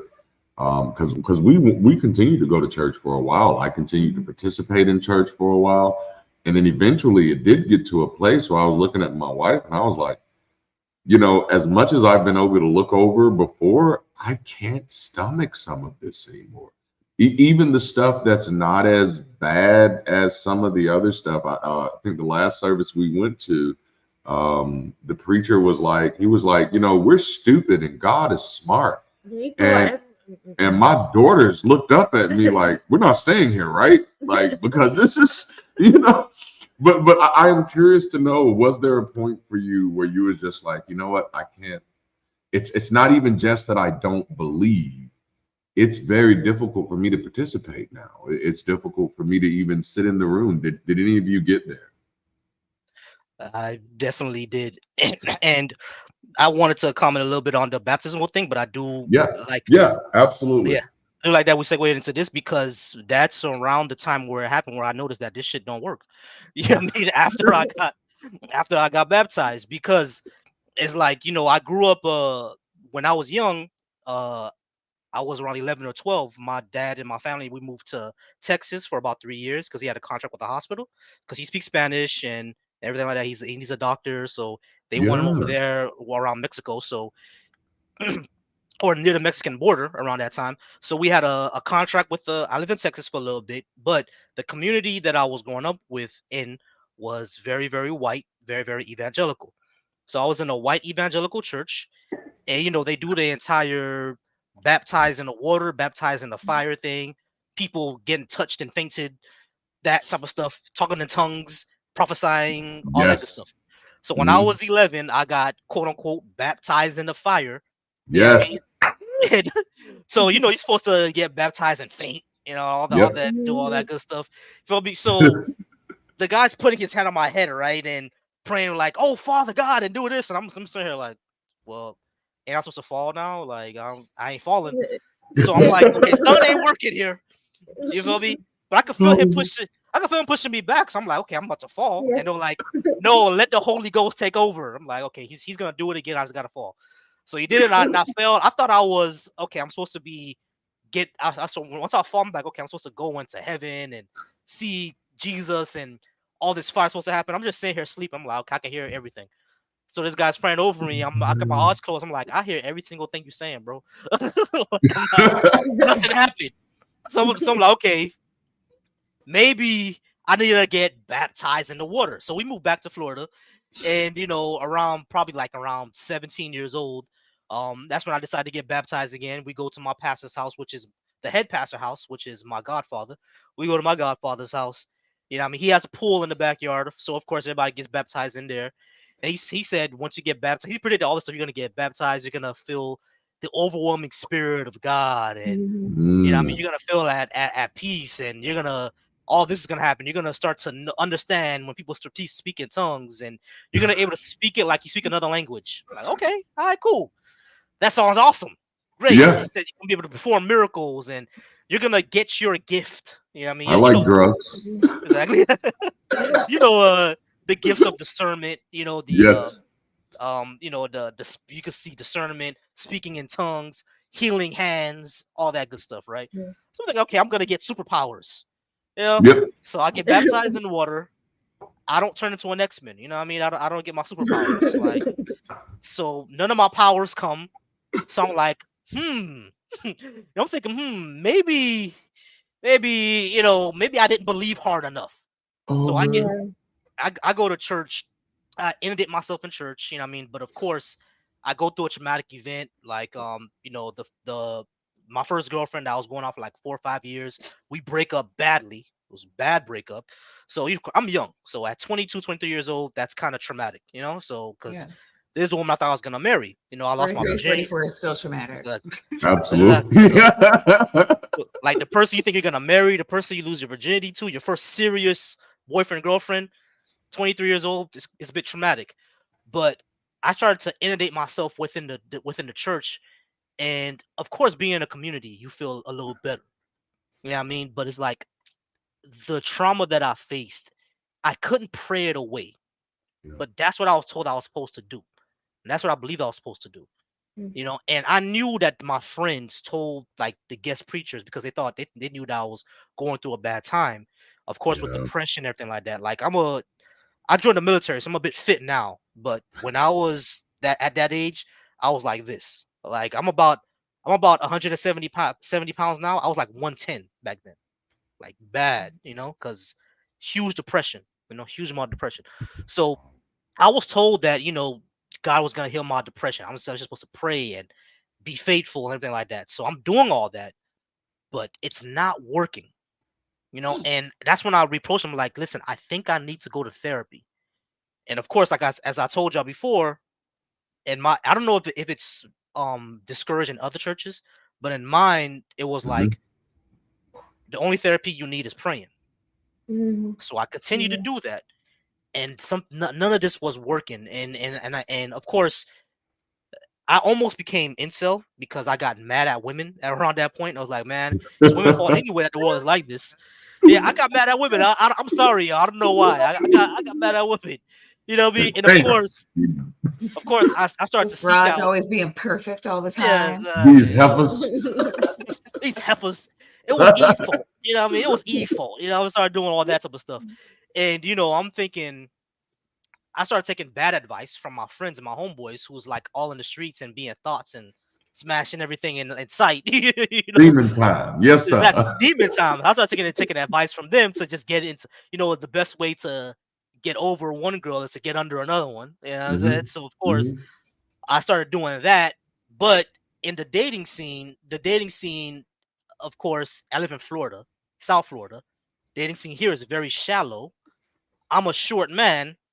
It didn't work out very well. It didn't work out very well. Oh. So I'm already skinny and I'm already short. It didn't work out very well. So I think that back and forth of so I started going back to church. You know what I'm saying, and started to try to get my life right, all that type of good Yeah. stuff. But when I get back there, I'm like, this is BS. They're not telling me anything that I could actually use. They're only reading a passage saying that, the way, the truth, and the life is Jesus Christ. Let's pray. Okay, everybody go home. And then I will turn on what's the guy in Texas, Joel Osteen, that guy. Yeah. And I mean, I would it's Joel Oh. Osteen, I like oil sheen. Oh. but That's what live in my head rent free from now on. so I will turn on Joel Osteen, and I'm like, okay, this is basically a motivational speech that I could get from Tony Robbins. Yep. He's not telling me anything. So Yeah. that's when I said I need to look into what therapy was again. You feel me? Yeah. And that literally saved my life because I was not in a good space because I didn't like myself, you know. No. And I would go up to the pastors and I'm like, I'm having this really big issue because I don't like my body and I'm mad at God for giving me this body. You know what I mean? Because Wow. when I go out into the dating world, every woman is saying, "Who is this midget Frodo guy?" You know what I'm saying? Like, so it's like, How are you? like Damn. it was. I was very, Oh. very hard on myself. I was very hard on myself because it's like, why did God give me this body? And be like, oh, you're perfect in the name of Jesus. I'll pray for you, Mhm. brother. Go away.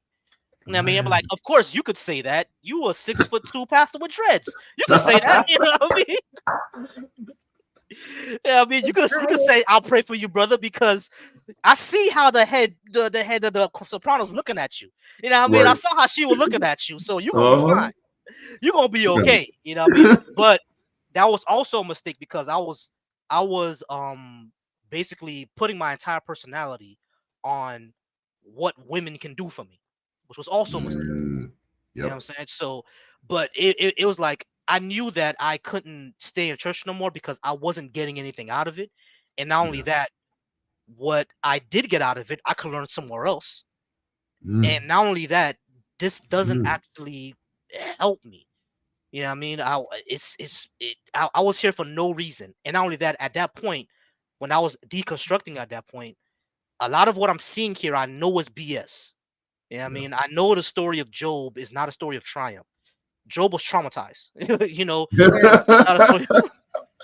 It's not a story. He was Right. traumatized. You know what I mean? You can't give me a lesson on David and Goliath anymore. It's like I'm not getting anything out of it. So it's like you're telling me something that's not right. So it's like I think at that point when I was at my lowest, that's when I realized when I was at my lowest, I had no self-esteem. I had a lot of self-hatred. I had a lot of hatred. I had a lot of yeah, now I can say right. I had a lot of hatred for women. I Wow. knew being at the church wasn't teaching me how to get out of that. And what got me out of that was actually actual therapy, actually Yeah. talking to people, actually looking at myself and asking myself, why do I believe in these things? You know what I mean? Why do I believe a woman should submit to me and I have nothing to offer? Mm-hmm. You know what I mean? Come on. Why should I hate myself for a bite I'm given and all I need to have is just have some confidence, have respect for yourself. Because if you don't respect yourself, you're not gonna respect No, anybody. that's right. And that's how I was running in life. I was disrespecting everybody because I didn't respect myself. You know what I mean? Wow. I use the excuse of, oh, I'm just being confident or being blunt or telling it like it is. And I Oh wasn't. yeah. I was just being a dick because I didn't like myself. You know, Yep. that's how I was. But I didn't learn any of that in church. And I can see that I'm not gonna learn that in church. They're just gonna inundate me with red pill but nice. Yeah. You know what I mean? That's what they're gonna inundate with me. So when I realized that, that's when I'm like, okay, I can't be in church anymore. Wow. I went on a whole 20-minute spiel. I'm sorry. No, that was beautiful. I'm going to pass this to the other panelists, but or conversationalists, as I like to say. But I want to hit something because you mentioned that the aspect of getting superpowers, and that's what drew me into it. And you're the only other person I've ever heard explain it that way, because that was me. Like, I'm going to get superpowers. I'm going to speak in tongues. I'm going to be able to touch people, and they're going to be able to fall out. People are going to get healed. I'm going to be able to cast out demons. And because I lived in a city that was small enough and I was articulate enough to make people feel like I had some authority, people pretended like shit was happening when I touched them. So from the time I was 12 years old, people were falling out and shit like that. And it damn show, like, I'm like, oh yeah, like, oh, God is doing something. Like, I remember the first time it happened. It was a big lady, because I was afraid, because I was like, I hope she don't land on the camera, because the camera stand was behind her. And I was like, I don't know how God is going to work this thing out. And I was terrified in my mind. But just kind of bringing it back to the second place, you said what really began to concern me is with all of that power, there was still no power. So people were falling out and people were crying and people were running across the church. I was very much a Benny Hinn type of pastor. So if the preaching got good, I'd take my shirt off. Not my shirt, but my jacket. Wait a minute now. Hold on. Hold on. Wow. What church is this? Where's this I church? just went, Yeah. I just We'll went have to Bishop stop Long, by. you know? I have some homegirls to invite, bro. So Right? like, you know, Like Benny Hinn or Chippendale. Right? But No, I I mean, would it's just take kind my of crazy. jacket off and like throw it across the, the room, and people would fall out with the jacket and stuff. like And you're then like I airbending. remember one day wrestling and like realize like, damn, but these people still can't pay their rent. And like the real issues that they came in here with, all I just gave them was a show. And that really began to bother me because for years, like I always use the word power for that. This is powerful. We just had a powerful service. And I remember like between the years of 2012 and 2014, I really had to challenge what the word power meant to me. Because I was like, damn, how we so powerful, but we can't stop Trayvon Martin from getting killed? How we so powerful, but we can't protect Corin Gaines? We can't protect Freddie Gray? Where is all this damn power that we got? And that really got to me. So thank you for highlighting that. Tom, Maya, we're coming to you. Was there a point where it was like, I can't go back? I can't sit through another church service, or I can't participate? And if there was, what was that point for you? And either one of you, jump at it when you're ready. I'll let you go first. I went first last time. No, I really didn't. I left Christianity and went into the Woo community. So I just traded Christian services for energy shares, which is pretty much just a meditation group. Yep. Which, I mean, I found that helpful. It's like just very zen. And what I miss most about those was just like, I don't know. I remember feeling more like peaceful, like calm when people were acting out. It's just like, well, I guess this is just where they need to be right now. Goodbye. You don't resonate with me. I have to go. You don't give me joy.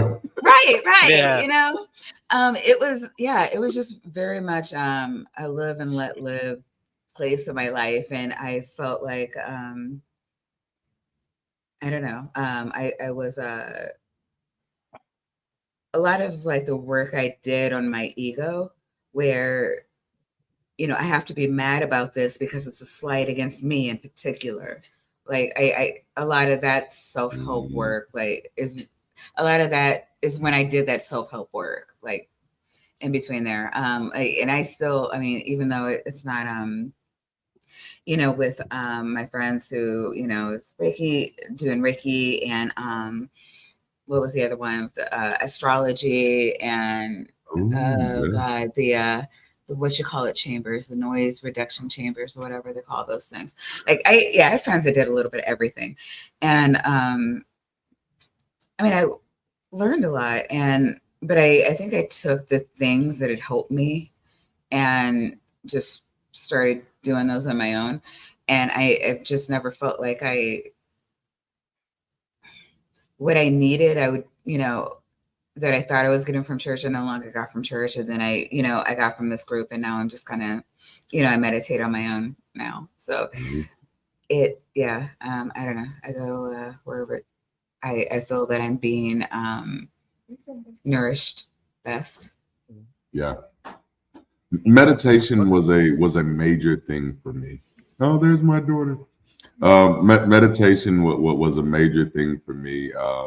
2014 was the year I was kind of introduced to meditation, and that was the first year 13. What? Look at that. Yeah. It was the first year I actually gave myself permission to think and to actually explore my thoughts and kind of sit with my thoughts without judging them. Because prior to that, it was any thought that was uncomfortable, I had a judgment. And typically that judgment was, this is the devil, you need to rebuke this, you need to bind this up. And then after I started meditating, which for me, marijuana played a major part in that. After I started meditating, I started realizing like, no, that's not the devil. That's you. That's how you feel. That's what you've been ignoring. That's what you've been suppressing.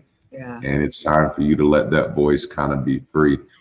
So very much thank you for sharing that. And I think that's, and this is why even in the work that we do on this channel, I'm always try to be clear that I don't want to present an idea where I'm telling people just stay away from everything. Like I do want people to be mindful of woo-y stuff. Like, hey, be a little suspect of woo. But like meditation has been incredible for me. And then even there's still some practices that I've had from the church that I've pulled and just kind of reclaimed. I still pray just to myself. my fucking self. Like I'm like, hey nigga, you need to get your shit together. Right. Y'all need to understand. But like it's such a beautiful thing. My dog just came This down. is Aston. Y'all. Can they see him? Yeah, Yeah, Aston. he's he hears some food or something. Come here. Can y'all see him? This is our Yes. beagle. This is Aston Martin. Wait, take it to the back. I Aston think he Martin. actually Oh, smells my goodness. alcohol, and so Aston is an alcoholic apparently. I don't know what it is. But Tom, we'll circle back around to you, man. Was there a point that you were like, okay, I cannot do this no more again? It's not that I just don't believe, but I can't even go back. I can't participate. You know, did that point come for you? Oh, it was there was definitely a like, here is the moment. So as I mentioned with you before, my pastor there that I was kind of under, I guess, was from Africa. He's from Cameroon.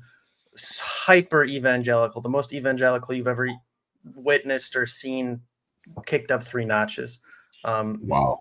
Incredible amount of like evangelical fervor, I guess. And I would always message him, you know, my questions, everything. I have no problem. I don't care what you like think I believe or how I believe. Like, I'm going to ask you something if I have a question, especially if I think you don't know a good answer to it. That makes me want to ask it even more. So ask this stuff. And as I got through, like towards the end, when I'm already like really questioning stuff, or not, I wouldn't say questioning, but just like, I can't believe this. Like I'm picking and choosing what parts I'm separating at that point. And as I message you stuff, I've screenshotted this. I got him to admit that there is no point in the Bible except to teach love and morality. And then I'm like, well, the Bible doesn't teach those very well, and a lot of other stories teach those way better. So what the fuck are you talking about? Yeah. You're admitting to me there is literally almost no value in this. Like I've screenshotted that because I'm like, I can't believe this. I screenshotted that. And then the final nail in the coffin is in our Bible study. Maybe you'll find this or not, you know, Darante, as we've talked or as we talk more, but I can be pretty passionate or convincing when I want to be. I'm sure anybody who becomes a pastor kind of is to some degree, or for can sure. be. And I got him to, over the course of weeks, you know, asking my questions and prodding and saying, well, what about this? Well, how do we, you know, mesh this with that? I got him to admit in no uncertain terms that there is no point to Jesus' sacrifice, that there's no ultimate like points to it, that because he's like, and then he would, using Bible verses, back me up, be like, oh, well, yeah, well, the verse here where it says, you know, God's going to punish the children for the sins of the fathers, you know, people think that's still in effect, but in Ezekiel, whatever, here it says, no longer will I punish the children for the sins of the father. So I'm like, yeah, so what's God punishing us for? What are we talking about here? Like, what did Jesus come to do? I got him to admit, like, oh yeah, well, he was a good teacher. Maybe he came to teach us the right way to do things, and he was, you know, the best example. Maybe he was sent by God to be that example, but his sacrifice or his death or whatever didn't mean anything. And I'm like, at that point, I'm like, so what do I need this for? But it didn't solidify until the next week in church when he was preaching the same old shit. And I'm sitting there like, oh, you're a lying son of a bitch. Yep. You will do anything for money. And this is not every pastor obviously is like this, but he would do like outright lie and deceive people to get more money for basically himself, but for the church. And is at that point, I'm like, oh, you don't believe anything. Wow. You don't believe anything. So why? I'm done. And literally, because I had lent him some stuff, like a big luggage suitcase. And I told my brother-in-law, I'm like, go to his house and get that. Don't tell him why. Don't tell him anything. He asks anything, don't tell him. And that was Saturday. The next Sunday, none of us were there. We were all gone from the church. All of them blocked, all of them messaging us. And, you know, the first message is like, oh, where are you guys? What happened? Are you okay? And the second message is like, you know, why aren't you at church? And the third message, like, what's wrong with you guys? Guilt trip. And you're like, bye. Your wallet was missing this Sunday. Yeah. We were checking the offerings and we noticed there was not an envelope with your name on it. Well, that was the biggest thing, because about 85 to 90% of the offering was me every Sunday. I supported the church single-handedly, basically. Yep.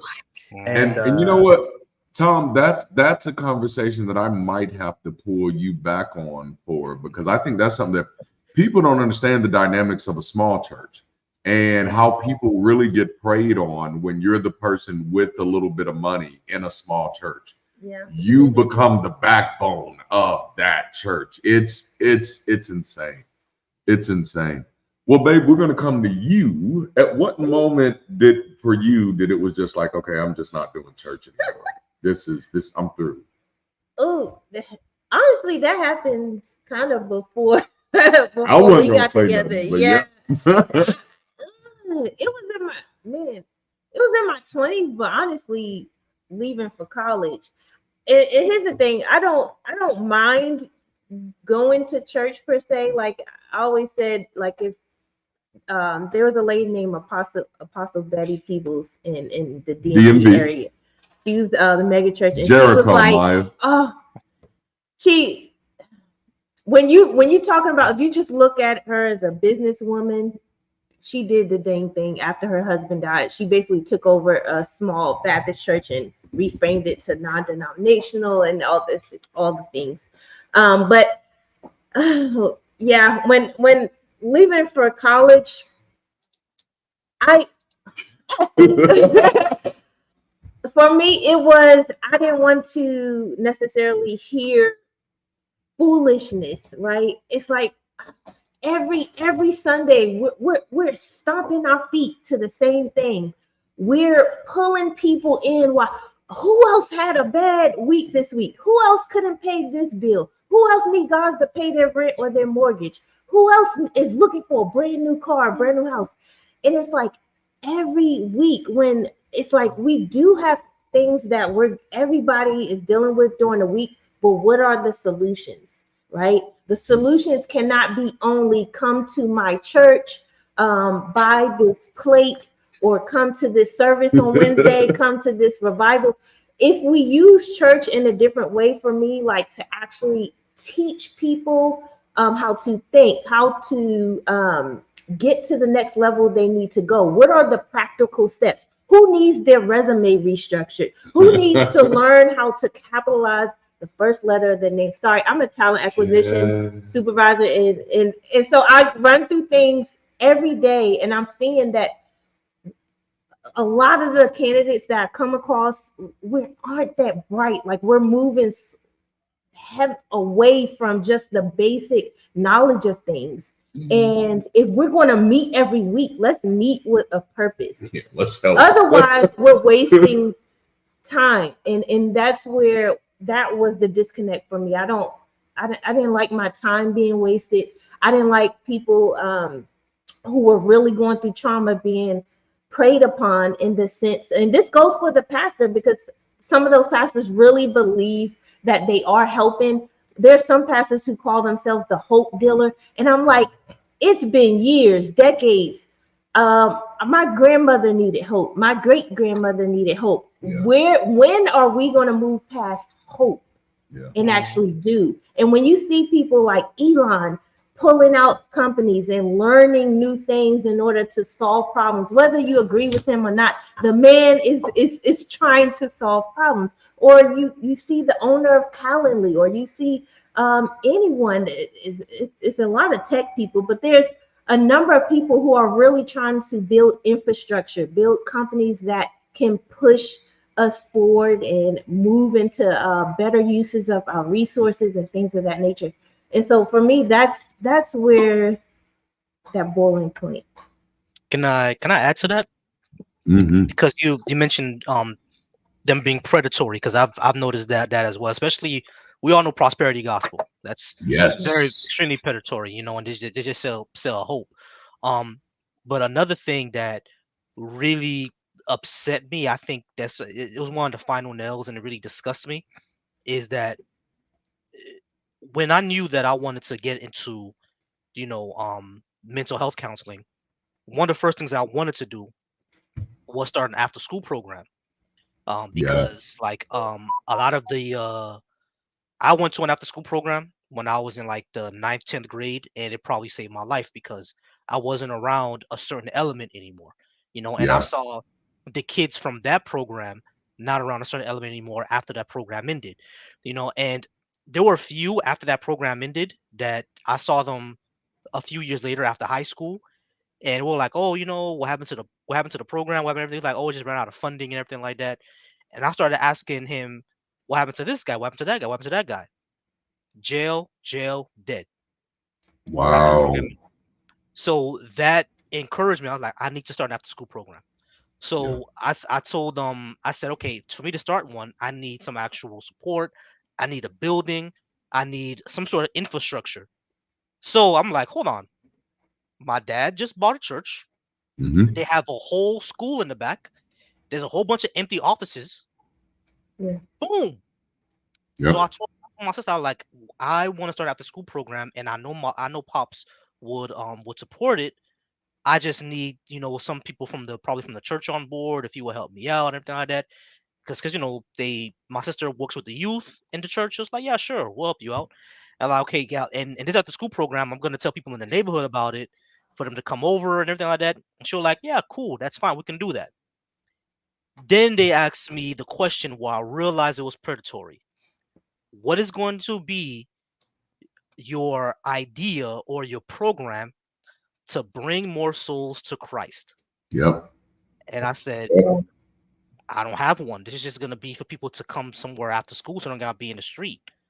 We're like, oh, okay, well, I don't think we'll do the after school program then because you're not bringing any souls.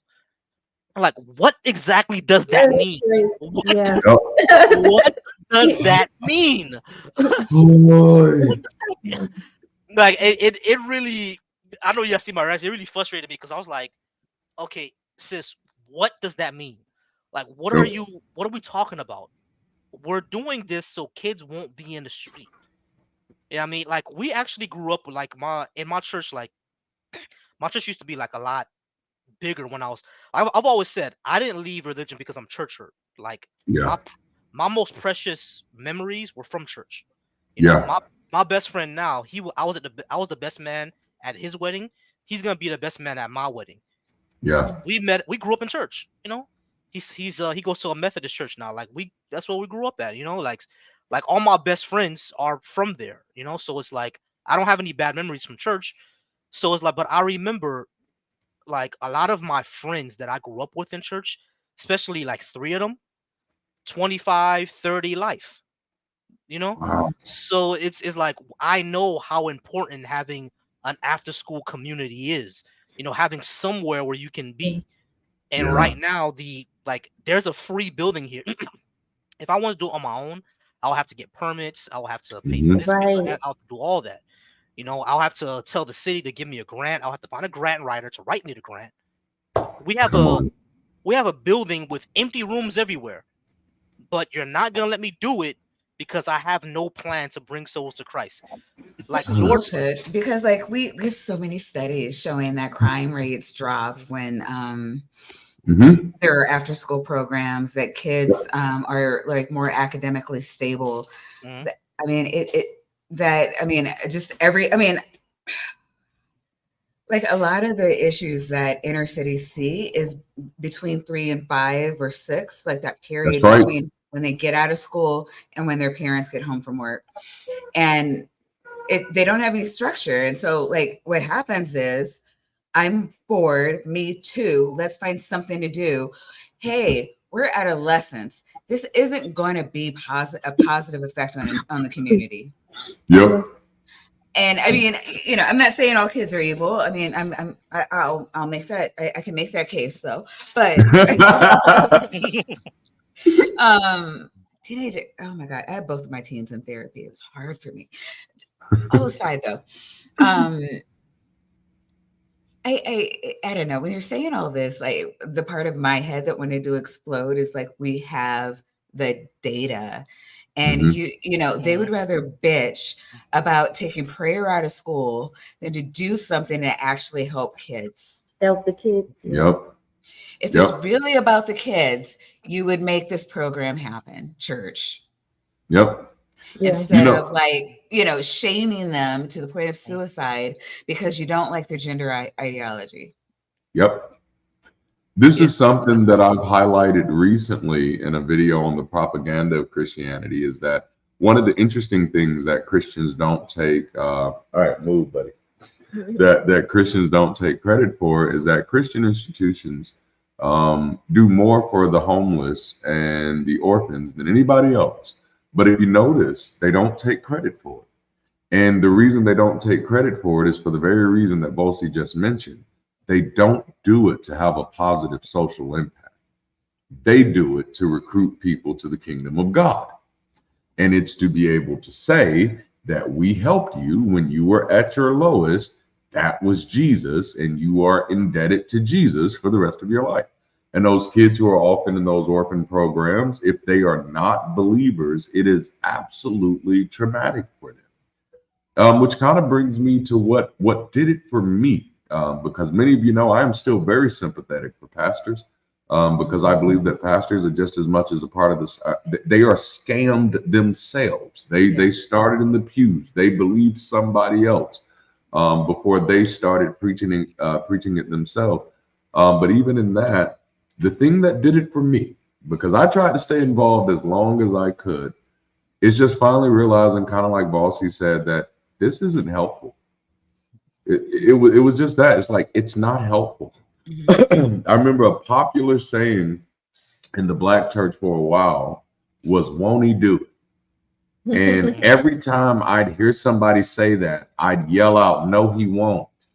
And that's why we're stuck. That's why we've been in this situation over and over again, because we keep preaching that somebody else is supposed to solve our problems except for us. Our problem. Yes. No, go ahead. Our major problem is in the book, though. They're trying to abide by the book, but everything in the book, like, to be successful, you need to do the opposite of what the book tells you to do. Yep. What? And that was like actually a major revelation for me, is that like the book was bad advice. Yeah. Like the best advice, if I could throw away that whole book and give you better advice with 2 words: pay attention. Yeah. So that's like literally, God, I wish somebody would have told me that. Right. Like, don't stone the kid at the gate. Give him an after-school program. Exactly. Boy, I would never forget. My wife and I were watching one of my mentors, and we were still in good relationship with this guy, even though I'm writing a book about it. That's probably going to make him hate me a little bit.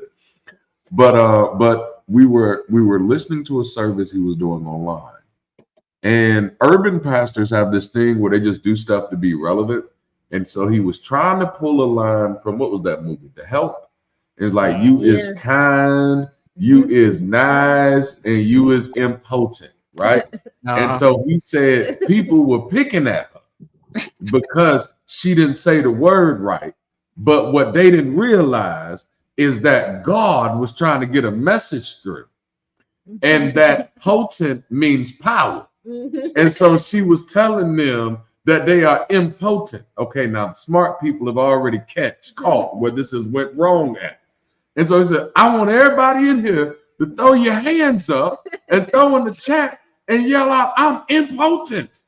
And literally in the chat, all you see is, "I'm impotent, I'm impotent, I'm impotent." Well, one girl caught it. She said, "I'm impotent." I just sat there and I was like, oh no, this is dangerous. This is dangerous. And you see how it leads to stupidity. Oh, because man. If you put a pastor or anyone on a pedestal, it doesn't even have to be a pastor, just anyone you put on a pedestal. If you decide, I'm going to set aside my intelligence in order to believe or follow or to be liked, and thank you, apostate sister, we appreciate you. You're going to dumb down yourself, and then you get to a point where I'm not going to question at all, because that's an offense to God. Yeah. Oh, no, I mean, and I think we were all there, where you can't question God. It will piss God off, and he will smite your ass, So you don't, it is God gave you a book, you read the book, and you don't think, because it'll piss God off, and God forbid that God be mad. Isn't that crazy? That same Bible says, "In all you're getting to get understanding." And so a lot of what we preach, I'm like, well, where are we pulling this from? But the problem is, in that same book, that specific book, it says, "Lean not unto your own understanding." So then you just confused as fuck. Like, I feel like I got an understanding, but I'm not supposed to lean into it. So I don't know what to do now. And you know what I've always, because people always say that, right? Like, to lean not into your own understanding and everything like that. Yep. But then in the same breath, when you question, what God has done or what God is or what God wants or these kind of contradictory things, they would say, "Oh, well, we don't understand the mind of God." And it's like, what? You said you're not to your own understanding. We gotta understand Yep. God, but you don't understand God. So what are we doing here? What? And What it are we keeps doing going. here? And it keeps going and going and going. Yeah. They'll be like, you can't question God, but I'll be like, okay, but you just said we're supposed to understand Him. So how are we supposed to not question God, but at the same time understand Him? Don't understanding Him means I got a question. Like, where are we going with here? Where are we going? Oh, and then I don't know, Maya, if y'all do these videos, but remember Pastor Keon, if I can say his name, who hushed the girl. And like, I'm speaking for God, so no voice else matters but mine. But mine, I'm gonna keep talking, but only God is speaking right now. And by the way, God's voice and my voice are the same. Don't get it confused. Don't look behind the curtain. Don't look. Sounds like the It's Pope. Wizard of Oz to me, for sure. Oh, you know something? You just reminded me about something about when you said urban pastors try to stay relevant. Mhm. I'm a fan of battle rap, right? I watch a lot of battle rap, so like I love like it should be studied because the thing they do with the English language is amazing. Now they For guys are sure. geniuses. Yes. So I one of my favorite battle rappers is a guy named Twerk, right? It's crazy that he's Ah. a man, but his name is Twerk. Like, that's kind of crazy. But so I was watching one of Twerk's battles, right? And he was actually battling a Christian battle rapper. They have those too, but it's kind of crazy. Now he's actually good. Like Loso is actually good, but he's a Christian battle rapper. So Twerk said, like, I walk by faith and I drive by too, which was Yeah. amazing. That was hard. Like the whole crowd erupted. The whole crowd erupted. Like, oh, that was hard. You know, what I mean, that was like amazing. So like a few weeks later, right? I'm going through YouTube and I see a live of a pastor, and then someone texts me, like, "Yo, go on this live from this pastor. Look what he's talking about." So I put the video on, right? And the pastor was like, you know how pastors do when they sweat in and they into the spirit. They're like, "I saw this battle by this guy named Twerk, and he said I walk by faith and I drive by." So I'm like, "Really, pastor? Really, pastor?" Oh yeah. You got led by the Spirit to talk about this. You got laid by the Spirit to talk about somebody being violent to a Christian. Really, pastor? Like the fool. I'm like, at that point, it's like at that point, I kind of realized a long time ago, but I kind of solidified it. Christianity at this point is basically just a club. Yep. A lot of them don't know that a lot of this is crap. Yep. But Yeah. I think what Christianity, I think all religion, as a matter of fact, is like this. I think all religion at this point is essentially like philosophical schools of thought that took metaphysics very seriously. You know?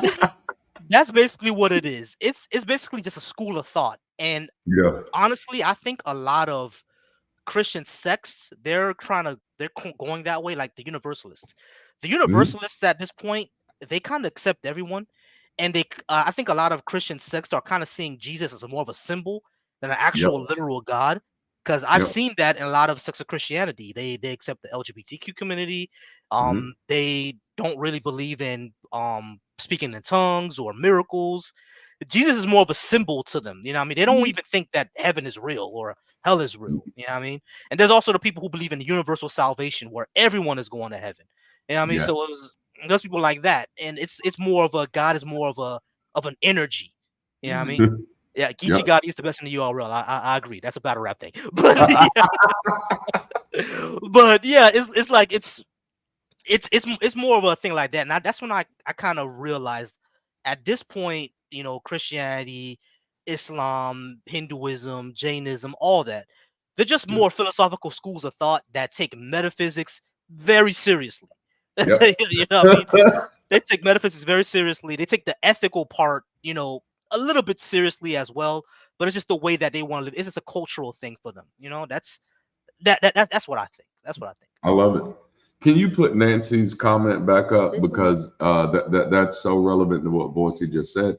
Churches know that they have to progress along with society and accept everyone if they don't if they want to survive.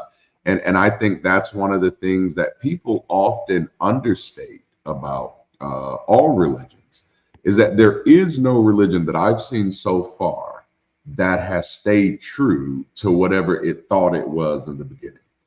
Every single those religions, they can't. They have evolved with the moral zeitgeist, albeit a little slow, you know. But they have definitely done so, and Christianity is no different. One of the things that I often remind atheists and skeptical people of is that, like, a lot of the Christians that you're against are the same Christians that the traditional and evangelical Christians are also against. And the main reason is because they are theologically unsound. And that is because their message is no longer dictated by dogma, but they are actually trying their best to pay attention to the people. And they're trying to harmonize that with the theology, which is, as we all know, is very conflicting. It's a hard thing to do, but there is no doubt in my mind that within the next 50 years, religion, especially Christian religion as we know it, will be incredibly different. Because if you visit some of those secular spaces they almost feel that way. If you visit some of those church spaces today, you'd be surprised that, like, oh, this is what church is? This is a damn concert. And the pastor is a comedian. Like, I just laughed my ass off the whole service. He didn't say nothing about Jesus until the end, you know? Yeah. I mean, it's so funny though, like, because again, growing up Catholic, it 45 minutes of like ceremony, you know, like if somebody fell out, you would legit call an ambulance, because you just didn't do that. You didn't clap after songs. You know, nobody was, you already knew what you were going to give. You never felt led to give more. Look, like a lot of my my grandmother grew up Catholic, right? So a lot of my cousins on that side are still Catholic, and they told me when they came from a Catholic church in Haiti to over here, because they got to go to a Protestant church because my parents are Protestant now. They were like, wow, they were really surprised, because it's like church was never that lit over there. You know what I mean? It was never like that. It was never that lit. You know what I mean? And then I remember going through to a Catholic church when I was younger with my grandma, and I was like, wow, this is boring as shit. Wow, bro. Like, where's the worship? Where's the worship songs? You know? It's only 45 minutes. It's fine. You get in, you kneel, you eat some crackers and wine and get out. Yeah, that's the good part. That's the good part. Like, it's not a 3-hour thing.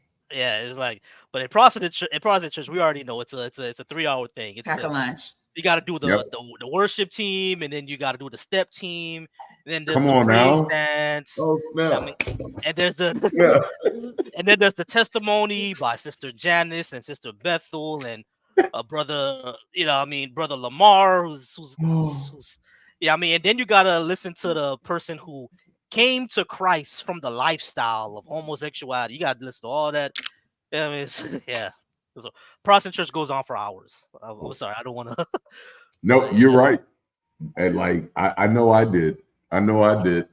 But like, I've kept y'all for over 2 hours now, and this has like been some amazing conversation.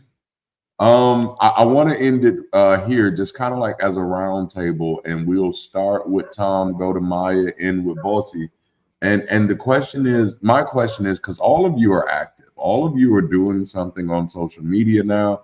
And then Maya, you mentioned that you haven't necessarily even had this conversation with your family yet in full scope. No, I And so, absolutely have not had that conversation with my family. So you see my social media, it's just radicalizing people left. I don't talk about religion at all, Mhm. except to call out evangelicals for using it as a cultural take away Black rights, women's rights, trans Yeah. rights, yada yada. Well, LGBT period rights, Yep.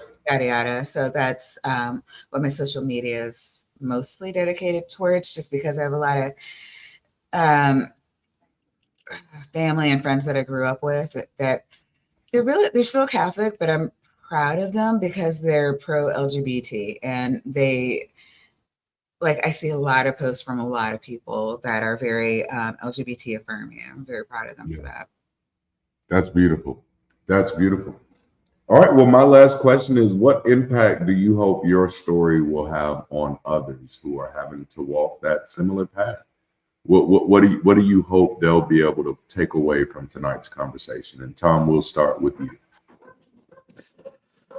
I would say the takeaway that or at least a takeaway that I would want, is that I'll get into a little bit. Like, you're allowed to think, you're allowed to consider things. You're my channel, but consider this. You're allowed to consider stuff, and actually, like, I don't want my channel to be a place like, oh, okay, you're a Christian, you have to be atheist or agnostic, or like, oh, you are on the fence, you have to join this side, and here's the reasons to join that side. Someone in the comments mentioned earlier that they're a deist, and I can vibe with that. One of my favorite people reading stuff about religious things from Thomas Paine, who is one of the founding fathers of this country, and he identified as a deist, but he's like, any creed any church has, I don't agree with it. I don't agree with any organized religion. If God is out there, he's my God. He's very plain about it. He's like, I believe that there is a God, and I hope there's an afterlife. Like, if you're out there and you're a Christian and that's how you feel about your religion, you're not Christian. I'm sorry. Like, you may go to the church and participate in the culture, but you're not really Christian. And that's kind of how my wife is. Like, she agrees with me on all of this. She's like, but I just want to hold into the idea that there is a God, and I hope that he does something good. And I'm like, okay, but you don't believe that, you hope it. And I'm like, that's fine.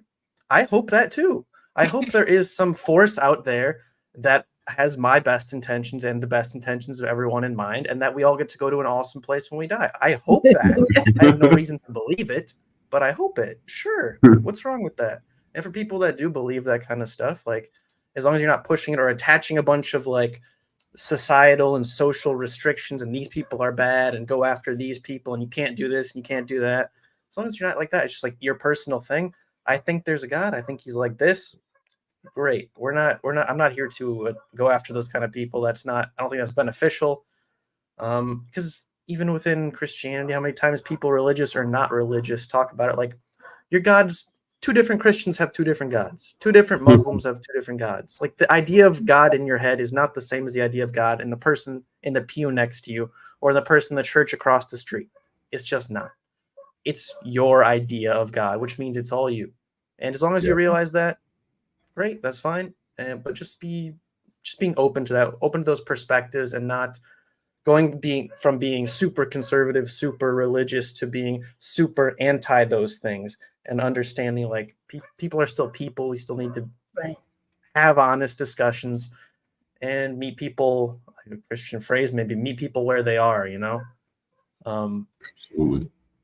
Yeah, that's what I would say I want people to gain, at least from looking at my content or so on and so forth. I love it. I love it. Maya, what impact do you hope your story will have on others? What's the work? What impact do you hope your channel will have out there?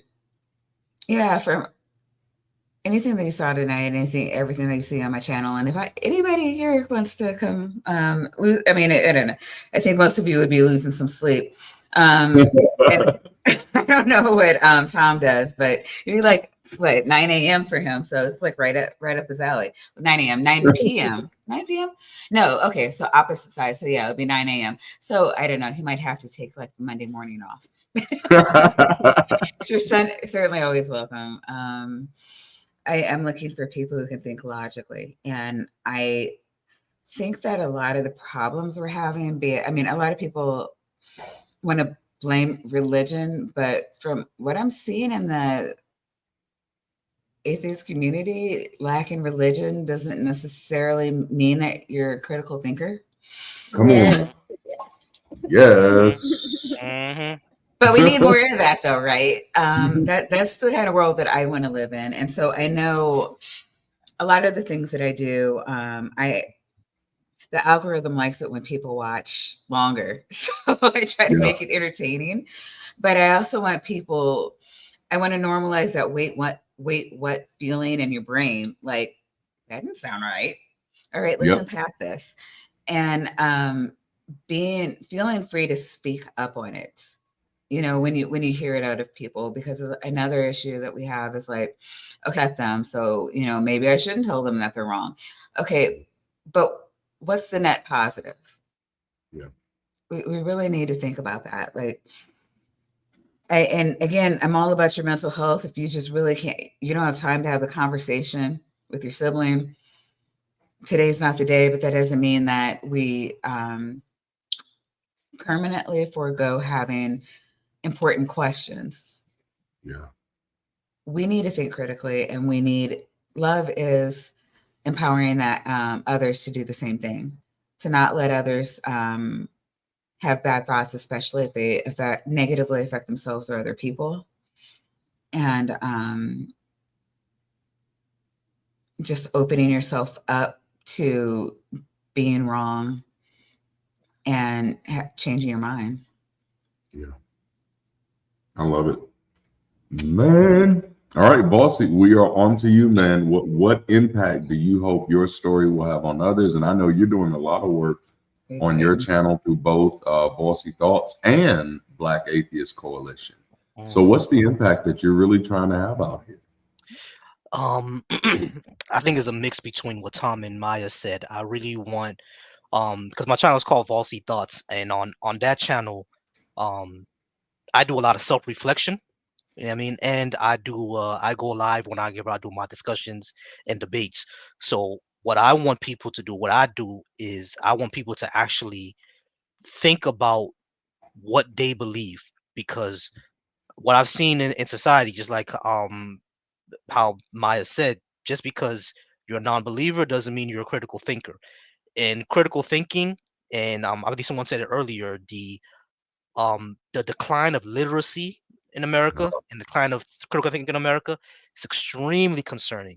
Mm-hmm. We should not have these two presidential candidates that we have right now. We should Oh, for damn show. I mean, we should not have those. So critical thinking and literacy in the United States has gone way down. And the impact that I want to have, especially with my story as well, is to know that there's a saying that says people don't change, and people do, because I'm a testament to that. Come on now. Yeah, I mean, I'm a testament to that. People change. I mean, like, as a younger person, I can say right now I wasn't a very good person, because I was not only very, very homophobic, I was very misogynistic, and I was very selfish. Yep. So I was not a very good person as a younger person, but I've changed a lot. And I think I'm a better person now, and I try to be a better person in the future, which is why I do self-reflection content. So people who are in my position as a young man before can know that being a man does not have to, your identity as a man does not have to be the oppression of others. That's not that doesn't need to be your idea of a man. So like, there is something as positive masculinity. I mean, that's what I want people to realize. That's the impact that I want to have on that channel. And for Black Atheist Coalition, I want people who are, especially for Black people, or any minority who's out there, because remember, Latinos are out there too. And hearing about an atheist Latino is just as rare as hearing about a Black atheist. It's extremely rare. Probably more so, yeah. Probably more so, yeah, exactly. Because they're very, very Catholic, so it's probably more so. So it's like, I want people out there to know that there is a community out there, and I want people to, even if you're not part of our community, because I want to speak to Black Christians all the time. I want to normalize ourselves to them, because the amount of denigration that I see on social media, specifically on an app called Threads, which is basically Instagram, Twitter. That's basically what it is. Yeah. So, especially on there, my news feed is, my timeline is a bunch of Christians. You know what I mean? And from that app, I've seen that we are not normal to them. You know what I mean? They really believe that we have mental psychological issues, or that we have big problems, that we have no morals, that we have psychological issues, we're Yes, just sir. mean, nasty people, we're just hateful. They Mhm. all think that we're just hateful. So I want to normalize ourselves, not only to a community of people who feel that they're alone, but to the community that we actually want to talk to say that, hey, this is our position, and we're not hateful. We don't hate you people. We don't hate your Jesus character. We hate what your culture or your beliefs has done to this society. Yes. You know what I mean? Because there should be no person who's LGBTQ that's homeless because their parents kicked them out. That's something that shouldn't happen. Right. You know what I mean? There shouldn't be like my situation where I was afraid and angry to come out because I didn't want my parents to hate me or be Yeah. disappointed in me. That should not happen. But it does happen. You feel me? And that's what's been bought here. It shouldn't be like me growing up as a young man thinking the ills of the world happened through Eve, therefore women are at fault and that we should control them. No one should be growing up believing that. You see what I'm saying? And that's what I want to bring out to this world. That's our position. And I think that's the impact I really want to have. I love that. Like, wow. First of all, thank you all for just being willing to participate in this conversation. I don't think I knew any of you 6 months ago. And so being able to actually find people who are actually concerned, about the world that we live in, the country that we live in, and just the global state of affairs is mind blowing for me. A major part of my isolation and atheism wasn't just, not being around people who didn't believe. That was the small part. That was something I could have dealt with. It was realizing that I was surrounded by people who were so caught up in their beliefs that they didn't really care about what was going on in the world. And that became terrifying to me. And that's when I realized that much of church was a trauma bond and a trauma trap, and just kind of keeping us, especially the Black church, keeping us caught up in survival and keeping up with the Joneses. And if God is blessing your neighbor, he must be in your neighborhood. So just hold on a little while longer. May not come when you want him, but he'll be there right on time.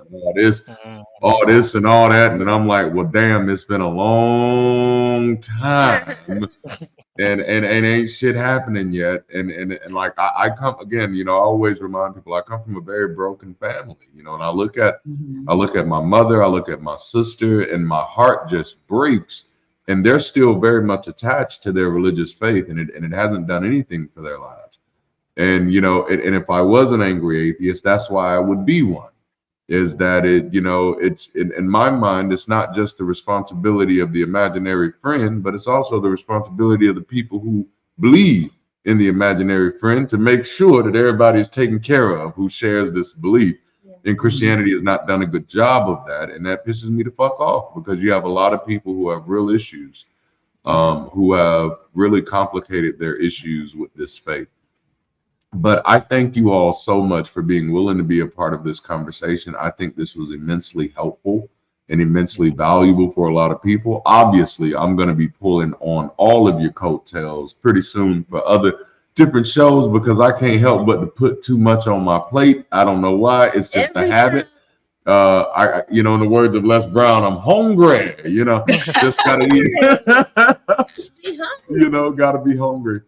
But I love you all. I'm going to put you all backstage for a moment. You're more than welcome to hang out for a little bit. We're going to close out with the guest, and then we'll jump backstage with you all. But I'm going to throw y'all back there for a moment. For the guests, thank you all so much for participating in this show. I hope this conversation has given you something to think about, giving you something to wrestle with, and maybe even some ways giving you a little bit more empathy for some of your friends who are believers. Maybe you have some friends who are deconverting. Either way, this has been just absolutely phenomenal. The only announcements I have is, of course, I wrote a book. Go buy it. Go buy that. Buy that book. No, but no, it's a pretty good book. I think it's going to be helpful for a lot of people. Join us Sunday at noon for our Sunday sessions conversation. I've been drinking a little bit. Send Darante your questions for I drink Sunday. 4 Locos. They're pretty up there. But yeah, if you have any questions for us, that's going to be Sundays. And then join us next week for the premiere of our new show, the Ex-Pastor Call-In Show. That's right. Buy that damn book. Buy the book. Let's see here. Do I have anything? Do we have anything else, babe? Yes. Let's leave you with what you know to be true today may not be true tomorrow. So always question, always learn, and always educate. Always do that. All right. We love y'all so much. Have a wonderful evening. And until next time, keep rising. We'll holler at y'all later.